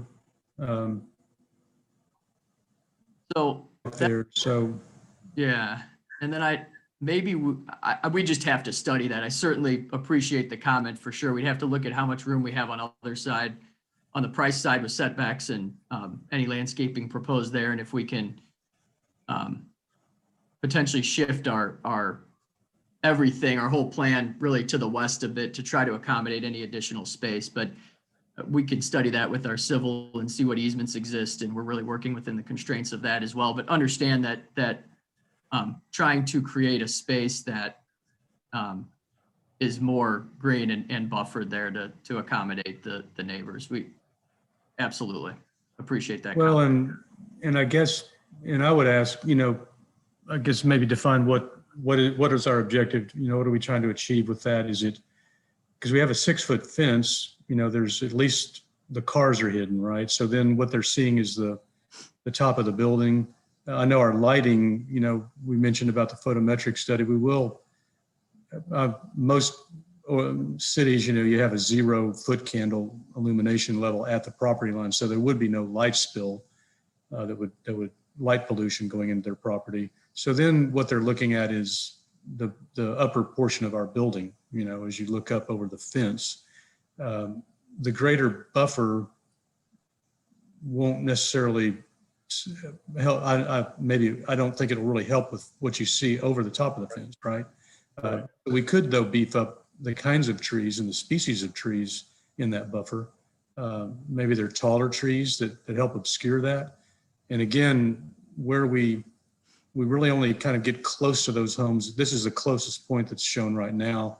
That's 65 feet. Maybe there's special landscaping both at that buffer that's taller, and maybe we do something on the buffer that we have at our building line, right up against our building, across the drive out. Maybe we do something at both of those planes vertically to help, shield and obscure, and maybe you see more green than you do building, at those points. So yeah, I think that's a good point, Gary. you touched on, I think, both of the concerns that I had. Again, putting myself in the shoes of a homeowner there. Right. One is, your yard stops and this wall comes up. I think the Right. extent to which we can soften that with plantings and some kind of buffer is great. And then secondly is off in the distance where there was blue sky, now there's a tower. Things that we can do to soften that vertical monolith would be certainly appreciated. And we do this a lot on these. What we can do is a site section, a cross section through there to kind of show the profile of the house, how long the yard is with that fence. We could put if you're a person in the backyard and your eyeball's 5.5 feet off the ground at the angle. What does that look like? What do you see? How much is exposed to the building by the time your site gets all the way to the building wall? And then that would help us know what kind of plants and trees, because if we put taller trees closer to their house, that starts to obscure, more than maybe a taller, you have to get a really tall one up against our building. So that could help us define the specifications for those trees. Yeah, I agree. I think that would be a very helpful exercise to go through. Okay. Are you guys planning on The lighting? design itself and elevations we can provide those cross sections at that time. Right. Are you Got a guys, question? go ahead. About school buses. Kids go to school these days on the bus, and including our elementary kids. And I'm just wondering, since the access road there on Price is really going to get pretty busy because it accesses industrial sites and so on. So people are going to go into work. Same time, kids are getting picked up on the bus. Do you have a way for the school bus to pull out so they're not stopping traffic on Price? I'd imagine we could have a bus stop off Alice, right? And have them pick up there. Because they're, The city, they already go the back there. city is, the city of Olivet's not going to have any control of where the Ladue School District wants their buses to park. Or else we wouldn't have them on Olive Boulevard during peak rush hours. That's something that, I mean, we can have a discussion with. As a parent, I wouldn't want my kid going to Price Road to pick up the bus. I know that the current parents, I believe, the primary stops are on Alice Road, which is a smaller road, but does have some volume and some speed issues we've heard from some residents, but that's been about the common in there. But again, I don't think the developer is going to have any say of where the school district wants those buses to stop. Oh, I don't We've think, been unsuccessful, or else we tell them to stop.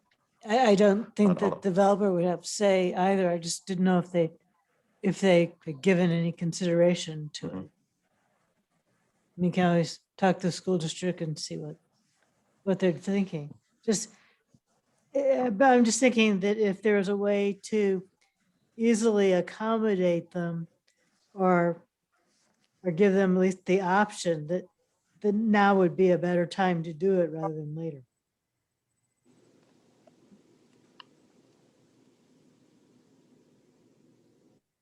Okay, any other questions or comments?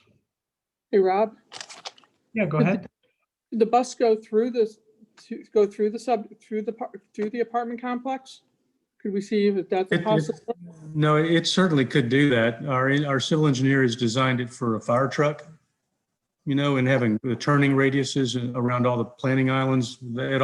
He does a truck turn analysis through the parking lot, and he has to do that for the fire department. So if a fire truck can get through there, I would think a school bus could get through there as well. I only think there's only one more stop on on Alice before you get to Price after Alice. I think that Olivet or Margaret or whatever that next little street is across from the Public Works building. Correct. So that, I think Ladue may be able to work with you on that. Hey, this is Mike. I can't imagine that the school district's going to want their buses on private property with all those cars there. I'd like to maybe ask a couple other questions. Along that north edge, the connectivity you talk about, what's it connecting to the east and to the west? Or is this, Carlos, do we know what the plans are for that city-owned facility to the west? At least to date, our current plans are continue to operate out of that facility. And they're only because of the type of infrastructure that is in there, it would be hard to relocate or shift somewhere else. There's the underground gasoline tanks. There's a hydraulic lifts for the mechanics bays and all that. I think long range, we've looked at other opportunities because of the open salt pile that we have. But it's tough finding land in all of that. Yeah. We're really looking to be a catalyst to initiate that connectivity. We obviously don't control the properties on either side, but we think if we build it and if we can encourage the residents in the community to at least access that driveway or that linear park really is how we've been referring to it. It could be a gathering place, but it also provides the connectivity through our property to get to the greenway. So you're not having to walk on the street. And we would encourage that engagement with the community within our private development to have them accessing through the property. So we're trying to create that in some fashion without having control of the other properties to really expand that connectivity east-west on Alice. We're trying to promote it with the areas we do control. And hopefully, future ahead. And if development. I can interrupt real quickly, and I'm sorry, Mr. Saunders, was your question more specifically where the linear sidewalk on the north side of the property terminates? Yeah, I it think just if we seems to were- if terminate we were, into your it- parking Correct. facility into someone's backyard. So, in the details, we would, Joseph and Ryan, we would want those to connect further to the north, so. Into the street. Yeah. Yeah. Or Sure. to any other sidewalk opportunity that would be going parallel with Alice. Sure. That makes perfectly good sense. Sorry about that, Mike. no, that's all right. What do the grades do on this site now? Is this a fairly flat site? It's There- not. There are some grade challenges. I know our civil engineer was working pretty diligently around looking at the Price Road entry and saying that there was a bit of elevation change there. If you would like to learn more, Josh is on the line and would be happy to run through the different grades. Carlos, could you promote Josh Barkus, please? Absolutely. 1 second. Hand raised.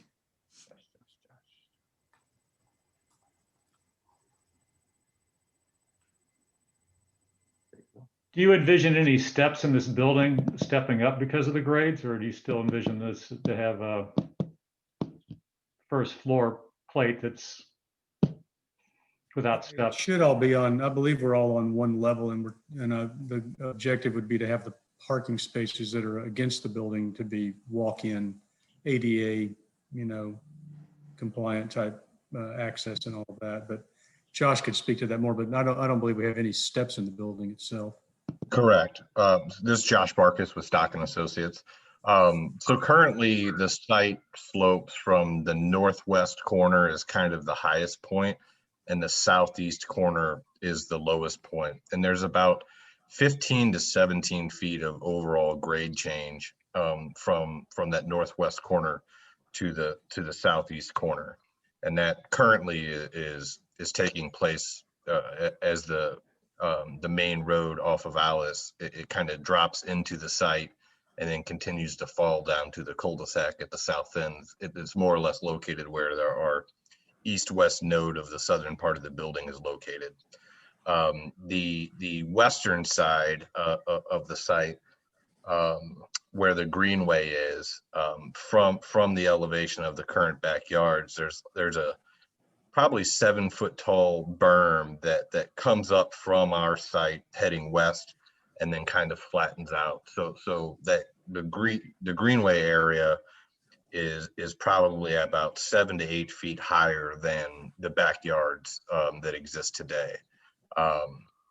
And along that east-west linear path that we're showing, it kind of drops down, and there's a combination of a tie wall as well as some concrete walls that kind of run about 4 or 5 feet south of the curb line of Alice right now, that kind of take out some of that grade to allow the yards they're on the north end to take place. So we would be removing those walls to gently slope through that green area to get down to our parking level. And the connection points and the grades that east and west end will something that I think we'll have to work with the city on. As Ryan had mentioned, not controlling the east or the west, and knowing that the city-owned facility will probably exist for some time, is there really aren't any sidewalks today. Not many sidewalks at all on either side of Alice, or really, and you can see it in this aerial image on the east side, on the west side of Hilltop. There's pieces of it, and then they don't extend through all of the yards today.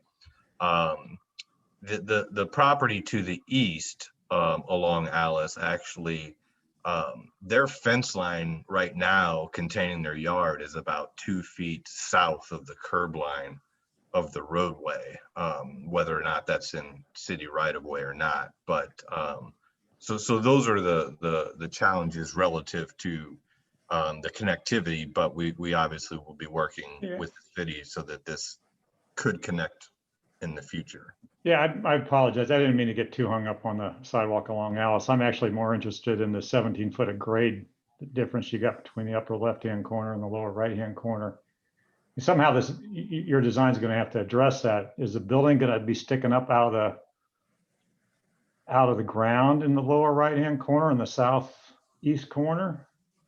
Not currently with where we're at in our plan. So we would have one finished floor elevation for the entirety of this footprint.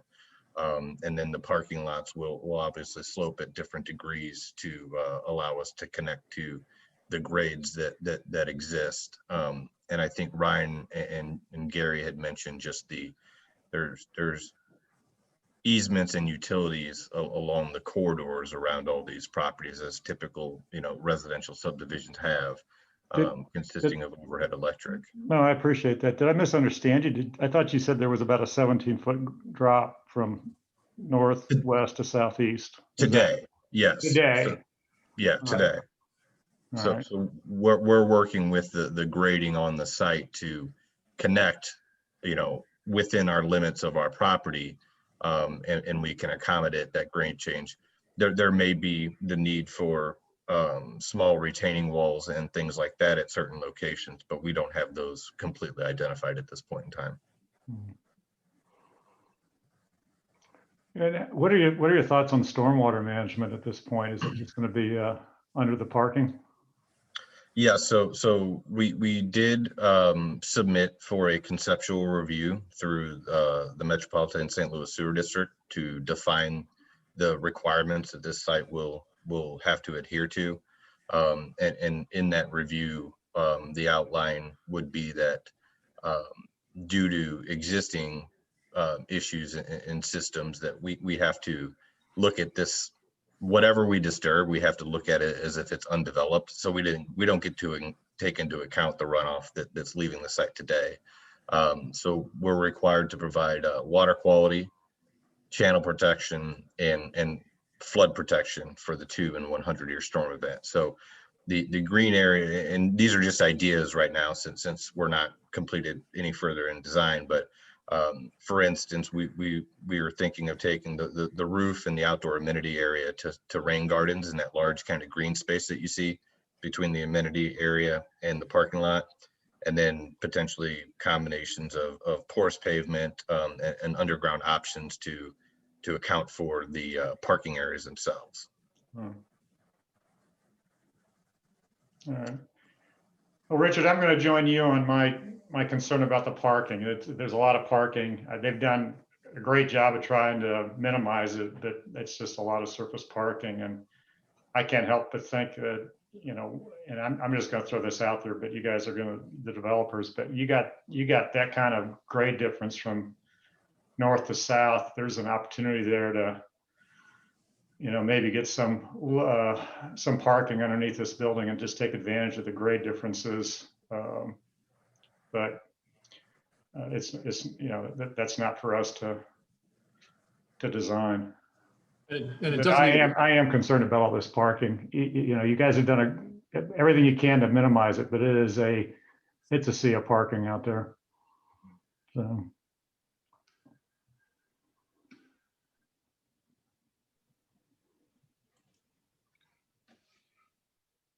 Okay, any other questions or comments? The only question that I had was related to lighting your building. Are you going to have like wall washes of light and things like that? Absolutely. Yeah, that's the intent. It would be kind of located all over the building, obviously in the amenity spaces on the exterior, to be designed. But yes, we would. Gary, maybe you can speak to some of that, but we're just not. Yeah, I mean, but that would be the intent. The lower the fixture, of course, the more attractive the lighting is. So there's, bollard type lights that we could do around the perimeter sidewalk ringing the building, that would help light the walkways. Typically we have some type of a pole fixture in parking lots, but we'd have to, it'd have to be a cutoff fixture that doesn't, have the light spilled to the property line. So we just haven't gotten to that level yet. We're going to hire a illumination engineer to design the lighting and provide that photometric study for us, but we haven't gotten to that point yet. are there things about lighting that you really don't like, that we should be aware of, or any preferences that you do like? The only thing I was thinking about is those, the ends of the C, that faced on the east side. Maybe, if we're trying to, be cognizant of the neighbors, maybe not lighting those, Sure. so they don't have to constantly stare at a lighted tower, Good point. Yeah, I don't know why we would want to be accentuating that. We typically don't uplight our buildings and, make them glow at night. Right. Our wall sconces where there's balconies, for the residents on their balcony, but they're pretty small and don't really project light to any great extent. More of a kind of a sparkle on the building, but we don't wash the walls, where we got big bright walls. We don't, have LED strips like you see on a lot of hotels are starting to do a lot of that stuff. We don't do that kind of I don't know, call fad type things with lighting. It's more subtle, I think I think our philosophy with lighting design is that we're not selling light fixtures. We're not trying to promote, overly ornate light fixtures. It's more the light doing its job to illuminate walking surfaces and for safety, things like that. But, a few accents, like I said, at the balcony is really where we might have some accents on the building itself, but fairly, it's not the main focus of the illumination design. Great. And then I did have a question kind of about the grade changes too, for Josh. On that east side, what's the grade change from the northeast corner to the south east corner? I believe it is about 10 feet. Up along Alice, it's around 598 on the pavement. And then down at the southeast corner, it is then about it's about 583. So actually it's about 13 feet along that portion too, because Alice is pretty flat right in front of us. It's all up about 598. So the idea is to kind of find, your final grades is going to be somewhere in between those to balance out. That's the intent, right? That is correct. And again, part of those existing backyards to the east drain into a sewer along that eastern boundary line that we have to respect as well. So we're still working with how to finalize those to move on to the next step while we take into account the comments that we're hearing here this evening. And that's where you're potentially going to also have some potential retaining walls, maybe. Maybe, yes. And we're not seeing anything from where I'm at today that's monstrous. And we have that privacy wall that is required along the east side. So it's most likely something that incorporates the ability to retain that grade as well as project that up to provide that 6-foot screen that's required by code as well. Okay. I am interested in how you're going to deal with all those grades. That's interesting. Okay. Any other questions or comments? Seeing none, I think at this point in time, I think we'd like to take some comments from the public. Right. Chairman, I'm going to allow Larry Koenig. I'm going to promote you to panelists, and if you can identify your name and address, and also if you have the opportunity to have your video on, it'd be greatly appreciated.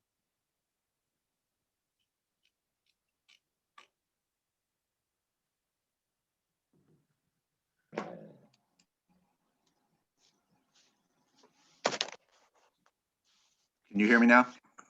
Yes. Yes, sir. I would like to, Larry Koenig, 1131 Hilltop. First of all, I would like to take exception to the fact that I was asked that we weren't willing to sell our property. Several years ago, I was approached by, I'm assuming it's the same person who put this together, and I gave her a price for my property. I was willing to sell. My house is vastly different than the majority of the homes over there. In 1994, I added a second floor onto my home. I have a 4-bedroom, 3-bath house.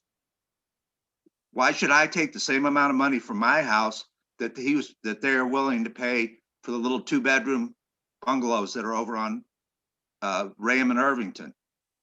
It's just, and the other thing, the reason I asked for the price I asked is I found out the person who was putting this together, I was going to have to pay her commission on the sale, which in a normal buyout situation, the developer handles the commission. So I increased my price accordingly.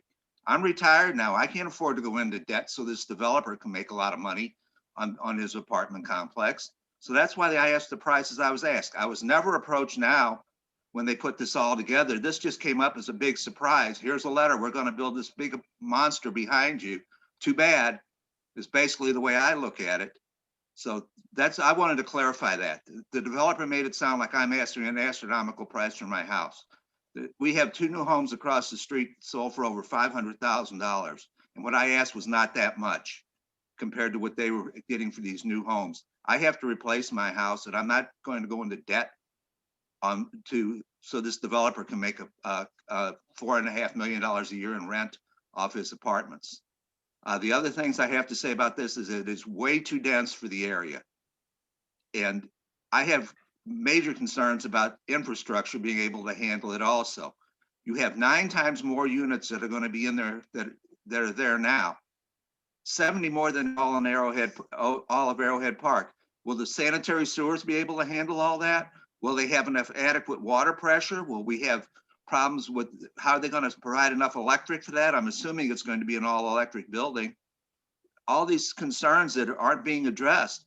Plus the view out of my back window, my backyard, like Mr. Brophy and everybody has said, I'm going to be looking at a 5-foot tall wall and a parking lot.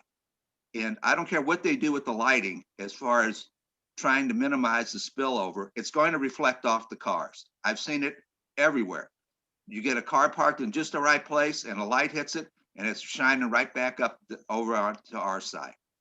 I don't think this is a fitting project for this. The last meeting you had, you reviewed a house on Elkington and Mr. Trejo went over how all the rules you have now with trying to make the massing and everything fit to the neighborhood and to the surroundings, and how you went over and you were critical of how much brick was on the house or stone, where windows were placed and everything.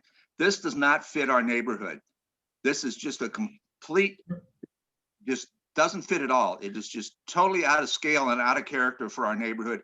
It fits nothing as far as making this a better place to live or anything like that. I think it is just totally out of character, and I think you need to deny it because it is not going to fit in.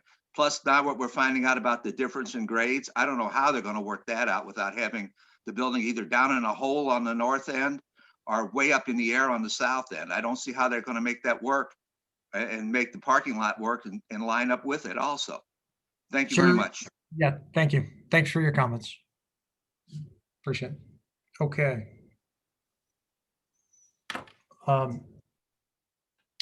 Carlos, any other comments? Yes, I got a couple of other hands. Hold on one second, Chairman. It just takes a second to reallocate everybody here.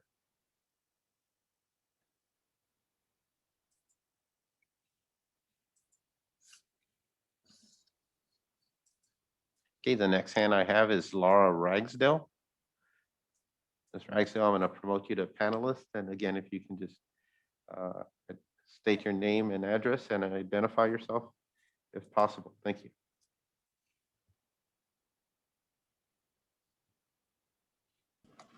Good evening. Laura Ragsdale, 1130 Irvington Court. I live in the proposed area. I'm a lifelong resident of the proposed area. I grew up on Ram Court.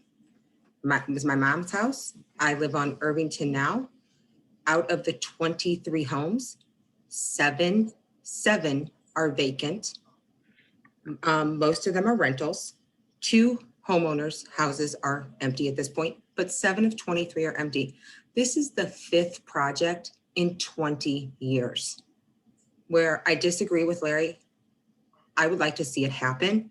I think Olivet needs to grow. Olivet needs this to help us grow. I'm looking to stay in Olivet. I have a son in the district. I want to stay. That's my goal. Some of the concerns that I heard though tonight is about the bus. Currently, because I live here, there's a bus stop at the end of Hilltop, right by Chevy's on the east side by those apartments. There's bus stops all up through Arrowhead Park. There's a bus stop at Alice and Price, and then over at Edwards and Price. So those are the current bus stops. There was mentioned about Alice, the properties to the north sit right on, like the property, the fence sits right on the property, what might be on the easement or right of way, and that's not the case. When this neighborhood was built, Alice was a single road and it didn't go all the way through.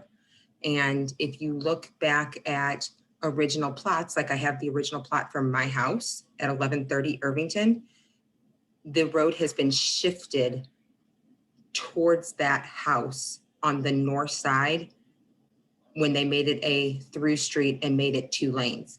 So they shifted the road considerably in that direction to the north. That's why her fence looks and appears right on top of the road, which it is. Like literally you back out of her driveway, you back out of her garage, you have enough room for a car and you're on the road. There's no leeway. So that is a concern just with that. That's a concern for me, whoever, for my neighbor who has been my neighbor for years with traffic coming in and out. So that is a legitimate concern right there. Again, right now I'm concerned is I have 7 empty houses surrounding me. That's not a good thing. Like, it's time that this area has been approached and approached and approached. Let's get this to happen this time. Thank you for your comments. I appreciate it. Okay, Mr. Ragsdale, I'm going to put you back as an attendee, and then I am going to bring over Mary Anderson, promote you as a panelist. Again, if you can state your name and address, and if you can have your video working, we greatly appreciate it.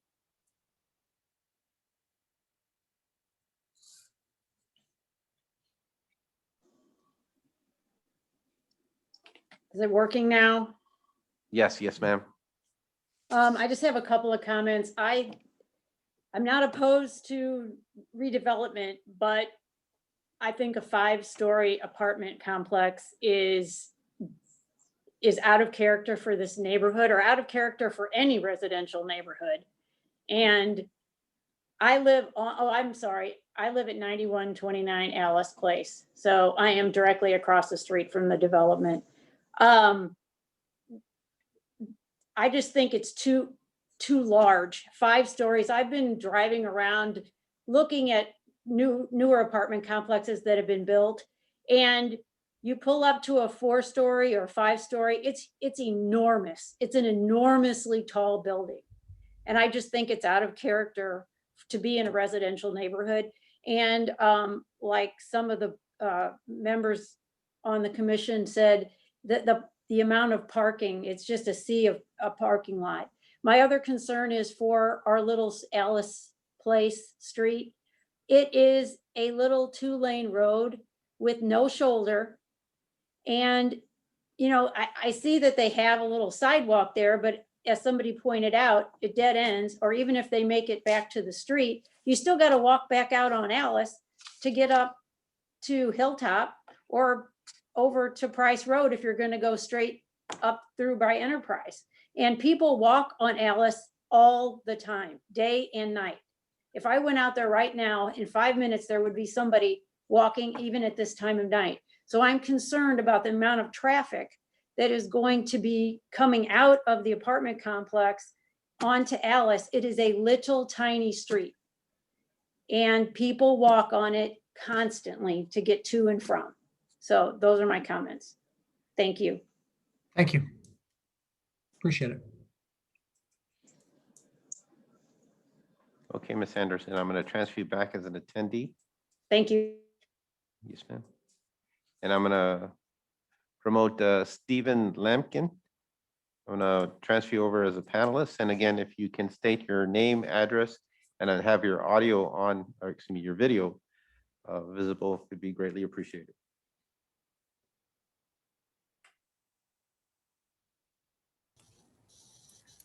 Good evening. I'm trying to turn on my video. Oh, it worked this time. There you go, Great.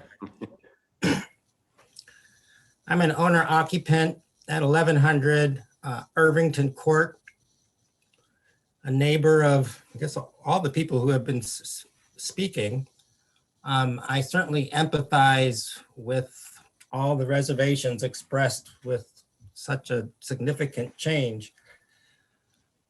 Similar to Ms. Ragsdale, I mean, this has just been a roller coaster whiplash over the last 20, 25 years with potential buyouts, no buyouts. What's been really favorable about this occasion is that it was without any intimidation of eminent domain, it was an opt-in process. And so I think that's very, very noteworthy, because I know before the strategic plan was developed and after the strategic plan was developed, I mean, there was a lot of talk about using eminent domain and a lot of browbeating from my perspective anyway. That's what I felt. And so it seems that this area eventually is going to be redeveloped. Now, in terms of the height of the building, it's very noteworthy. And I want to mention that, you know, across the way at Olive Place, I think they're planning to have like a 5-story building of some type on that side. And then in terms of just being in character or out of character with the neighborhood, there's new construction. I think it's on Hilltop and Chickasaw or something. And there's a vertical house, which is, I don't know, it's maybe 3 stories above ground, maybe 4. And the adjacent house is a 1-level house. So the new construction does not fit at all, yet that was permitted and allowed. I'm very uncomfortable with, you know, almost like arguing in opposition to my neighbors who are very concerned, because I can appreciate their concern. But between this, you know, 25 years, Olivet has been trying to do something with this quadrant. And I think this is a very significant opportunity, and probably the best one in the last 25 years, just because it has involved an opt-in process. And there's a reputable developer that has developed dynamic places in Central West End and Clayton. And so I think it's just a really ideal opportunity with the properties being assembled through opt-in, having a reputable developer, and a developer that seems to be very willing to work with the municipality to kind of work through the different details. And for my neighbors, I don't know. My concern would be that eminent domain is going to be used in the future. And maybe you'll have a say in how your property goes or doesn't go. I know one of my neighbors, they have a kind of a historic claim because I think the house was inherited. So they're maybe immune from eminent domain, but it's coming. It's coming. Sir, we're getting close to your limit, so apologize, but if you could wrap it up, that'd be great. All right. And then I think in our 2 cul-de-sacs, we've hit the tipping point where it's gone from 90% owner occupied to maybe 35% owner occupied. And so after that, you know, it just more depreciation goes on. This more depreciation occurs. And so we've crossed the tipping point, in my opinion. Thank you for your time and attention. I appreciate your service to Olivet and your diligence in trying to make sure that for the greater good of all Olivet residents. Thank you. Great. Thank you very much. Thank you, Mr. Lampkin.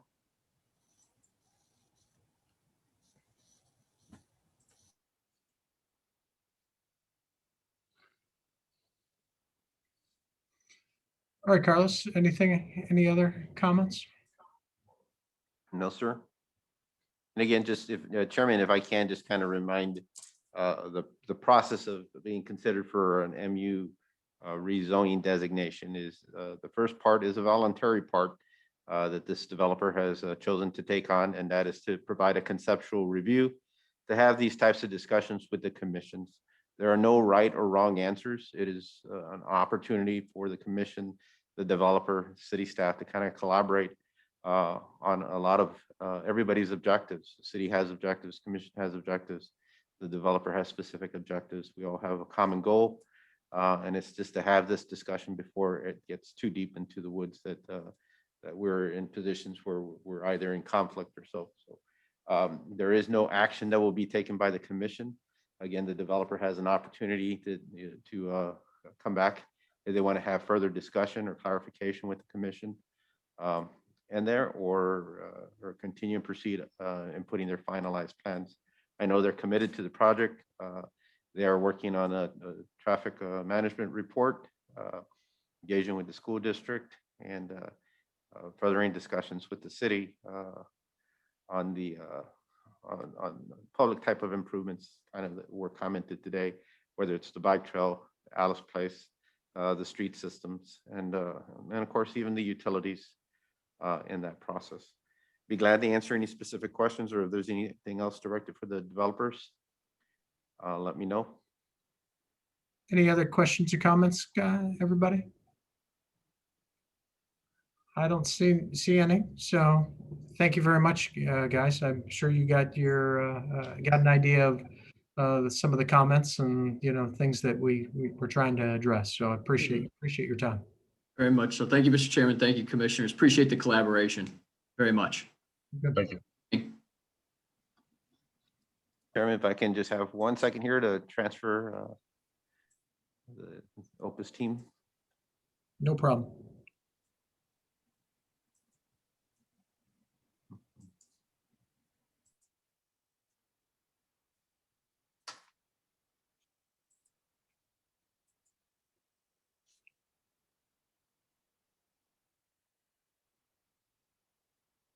All right, I just want to make sure I didn't lose anybody who's part of the commission here. Right. All right, sir, you're set. Okay, great. So let's move on to new business. Since we've already talked about the urban agriculture, I think we're moving on to this, or we're. That is correct, other. So we'll move on to other business, meeting minutes. Chairman, I apologize. Ms. Waters had prepared drafts for me. I just didn't have an opportunity to go through them. So we'll have those set for our next meeting. I think I'm a couple of meetings back, and there are at least 3, but we'll get on those. Okay, great. Let's go to reports. And Carlos? No presentation, but our next meeting is scheduled for February 18th. I do know that we have 2 new homes on the docket for consideration. And I think a couple other minor items that we'll have on there, and then continuation discussion on the urban agriculture if time permits. Regarding the council, I think they're converting their regular meeting scheduled for next week into a work session. I don't believe there's any agenda items or pending actions that are on their plate, so they'll probably be having a work session.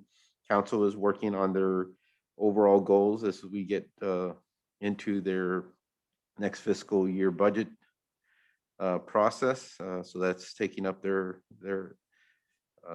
majority of their plate as they're going through. Regarding facilities, the lobby here in the city center, along with the community center, is now fully accessible and open, and we're back to regular hours. We still have limited staffing schedules, so we minimize any crossings between employees. But we are prepared by March 1st to probably go back to full levels if the current trends of the pandemic continue to be positive.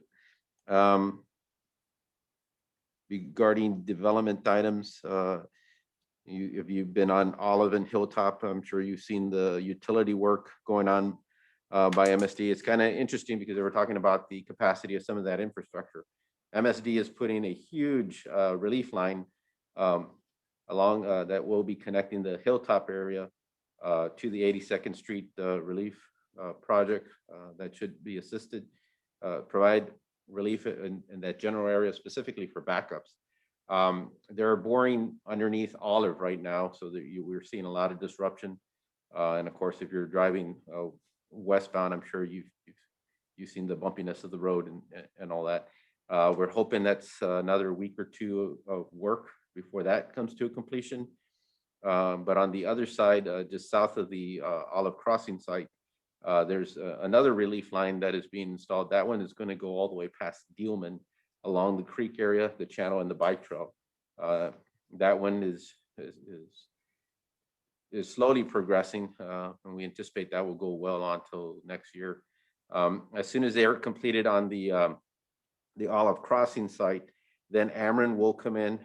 We're looking at the schedule, right? The tentative schedule is right now in April to start commencing the burial of the overhead electricals that run diagonal along the southwest portion of the site.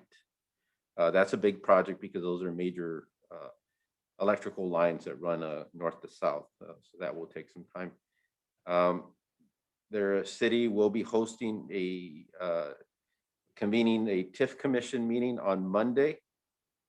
This meeting is in regards to the Olivet Crossing development, in which the developer is seeking an amendment to the TIF plan to add a multifamily residential component to that development. That's got to go through the TIF commission because it is a change from the original redevelopment plan, and there's also a funding request, changes or modifications to the funding requests that are set. And just for clarification, I mean, this project has been approved and has been authorized the use of a specific amount of TIF funds. They're looking for some additional funds to accommodate the changes, and that is what is being reviewed. It's just that increment. It's not a whole review of the initial TIF. That's already being granted, and that is set. It's just that increment that is going before the TIF commission. And interesting, tonight in Crestwood, they're having their TIF commission meeting in there. And of course, these are the first meetings since the pandemic, and also since changes in the county administration. So everybody's kind of curious watching these two to see the different groups and how they interact in that process. So we're looking forward to Monday. Monday's meeting should be short. I think it's just to assign officers, go over the process, and then schedule a date for the public hearing. Other items in terms of development, we've reached out to Firestone regarding the redevelopment of the southeast corner of Olive and Dealman, there where Olivet 66 is set. They are really close to wrapping up acquisition of the site. I think the closing should be taking place probably within the next 60 to 45 days. And their goal is to start demolition by April and be up and running by November. So that's a pretty aggressive schedule.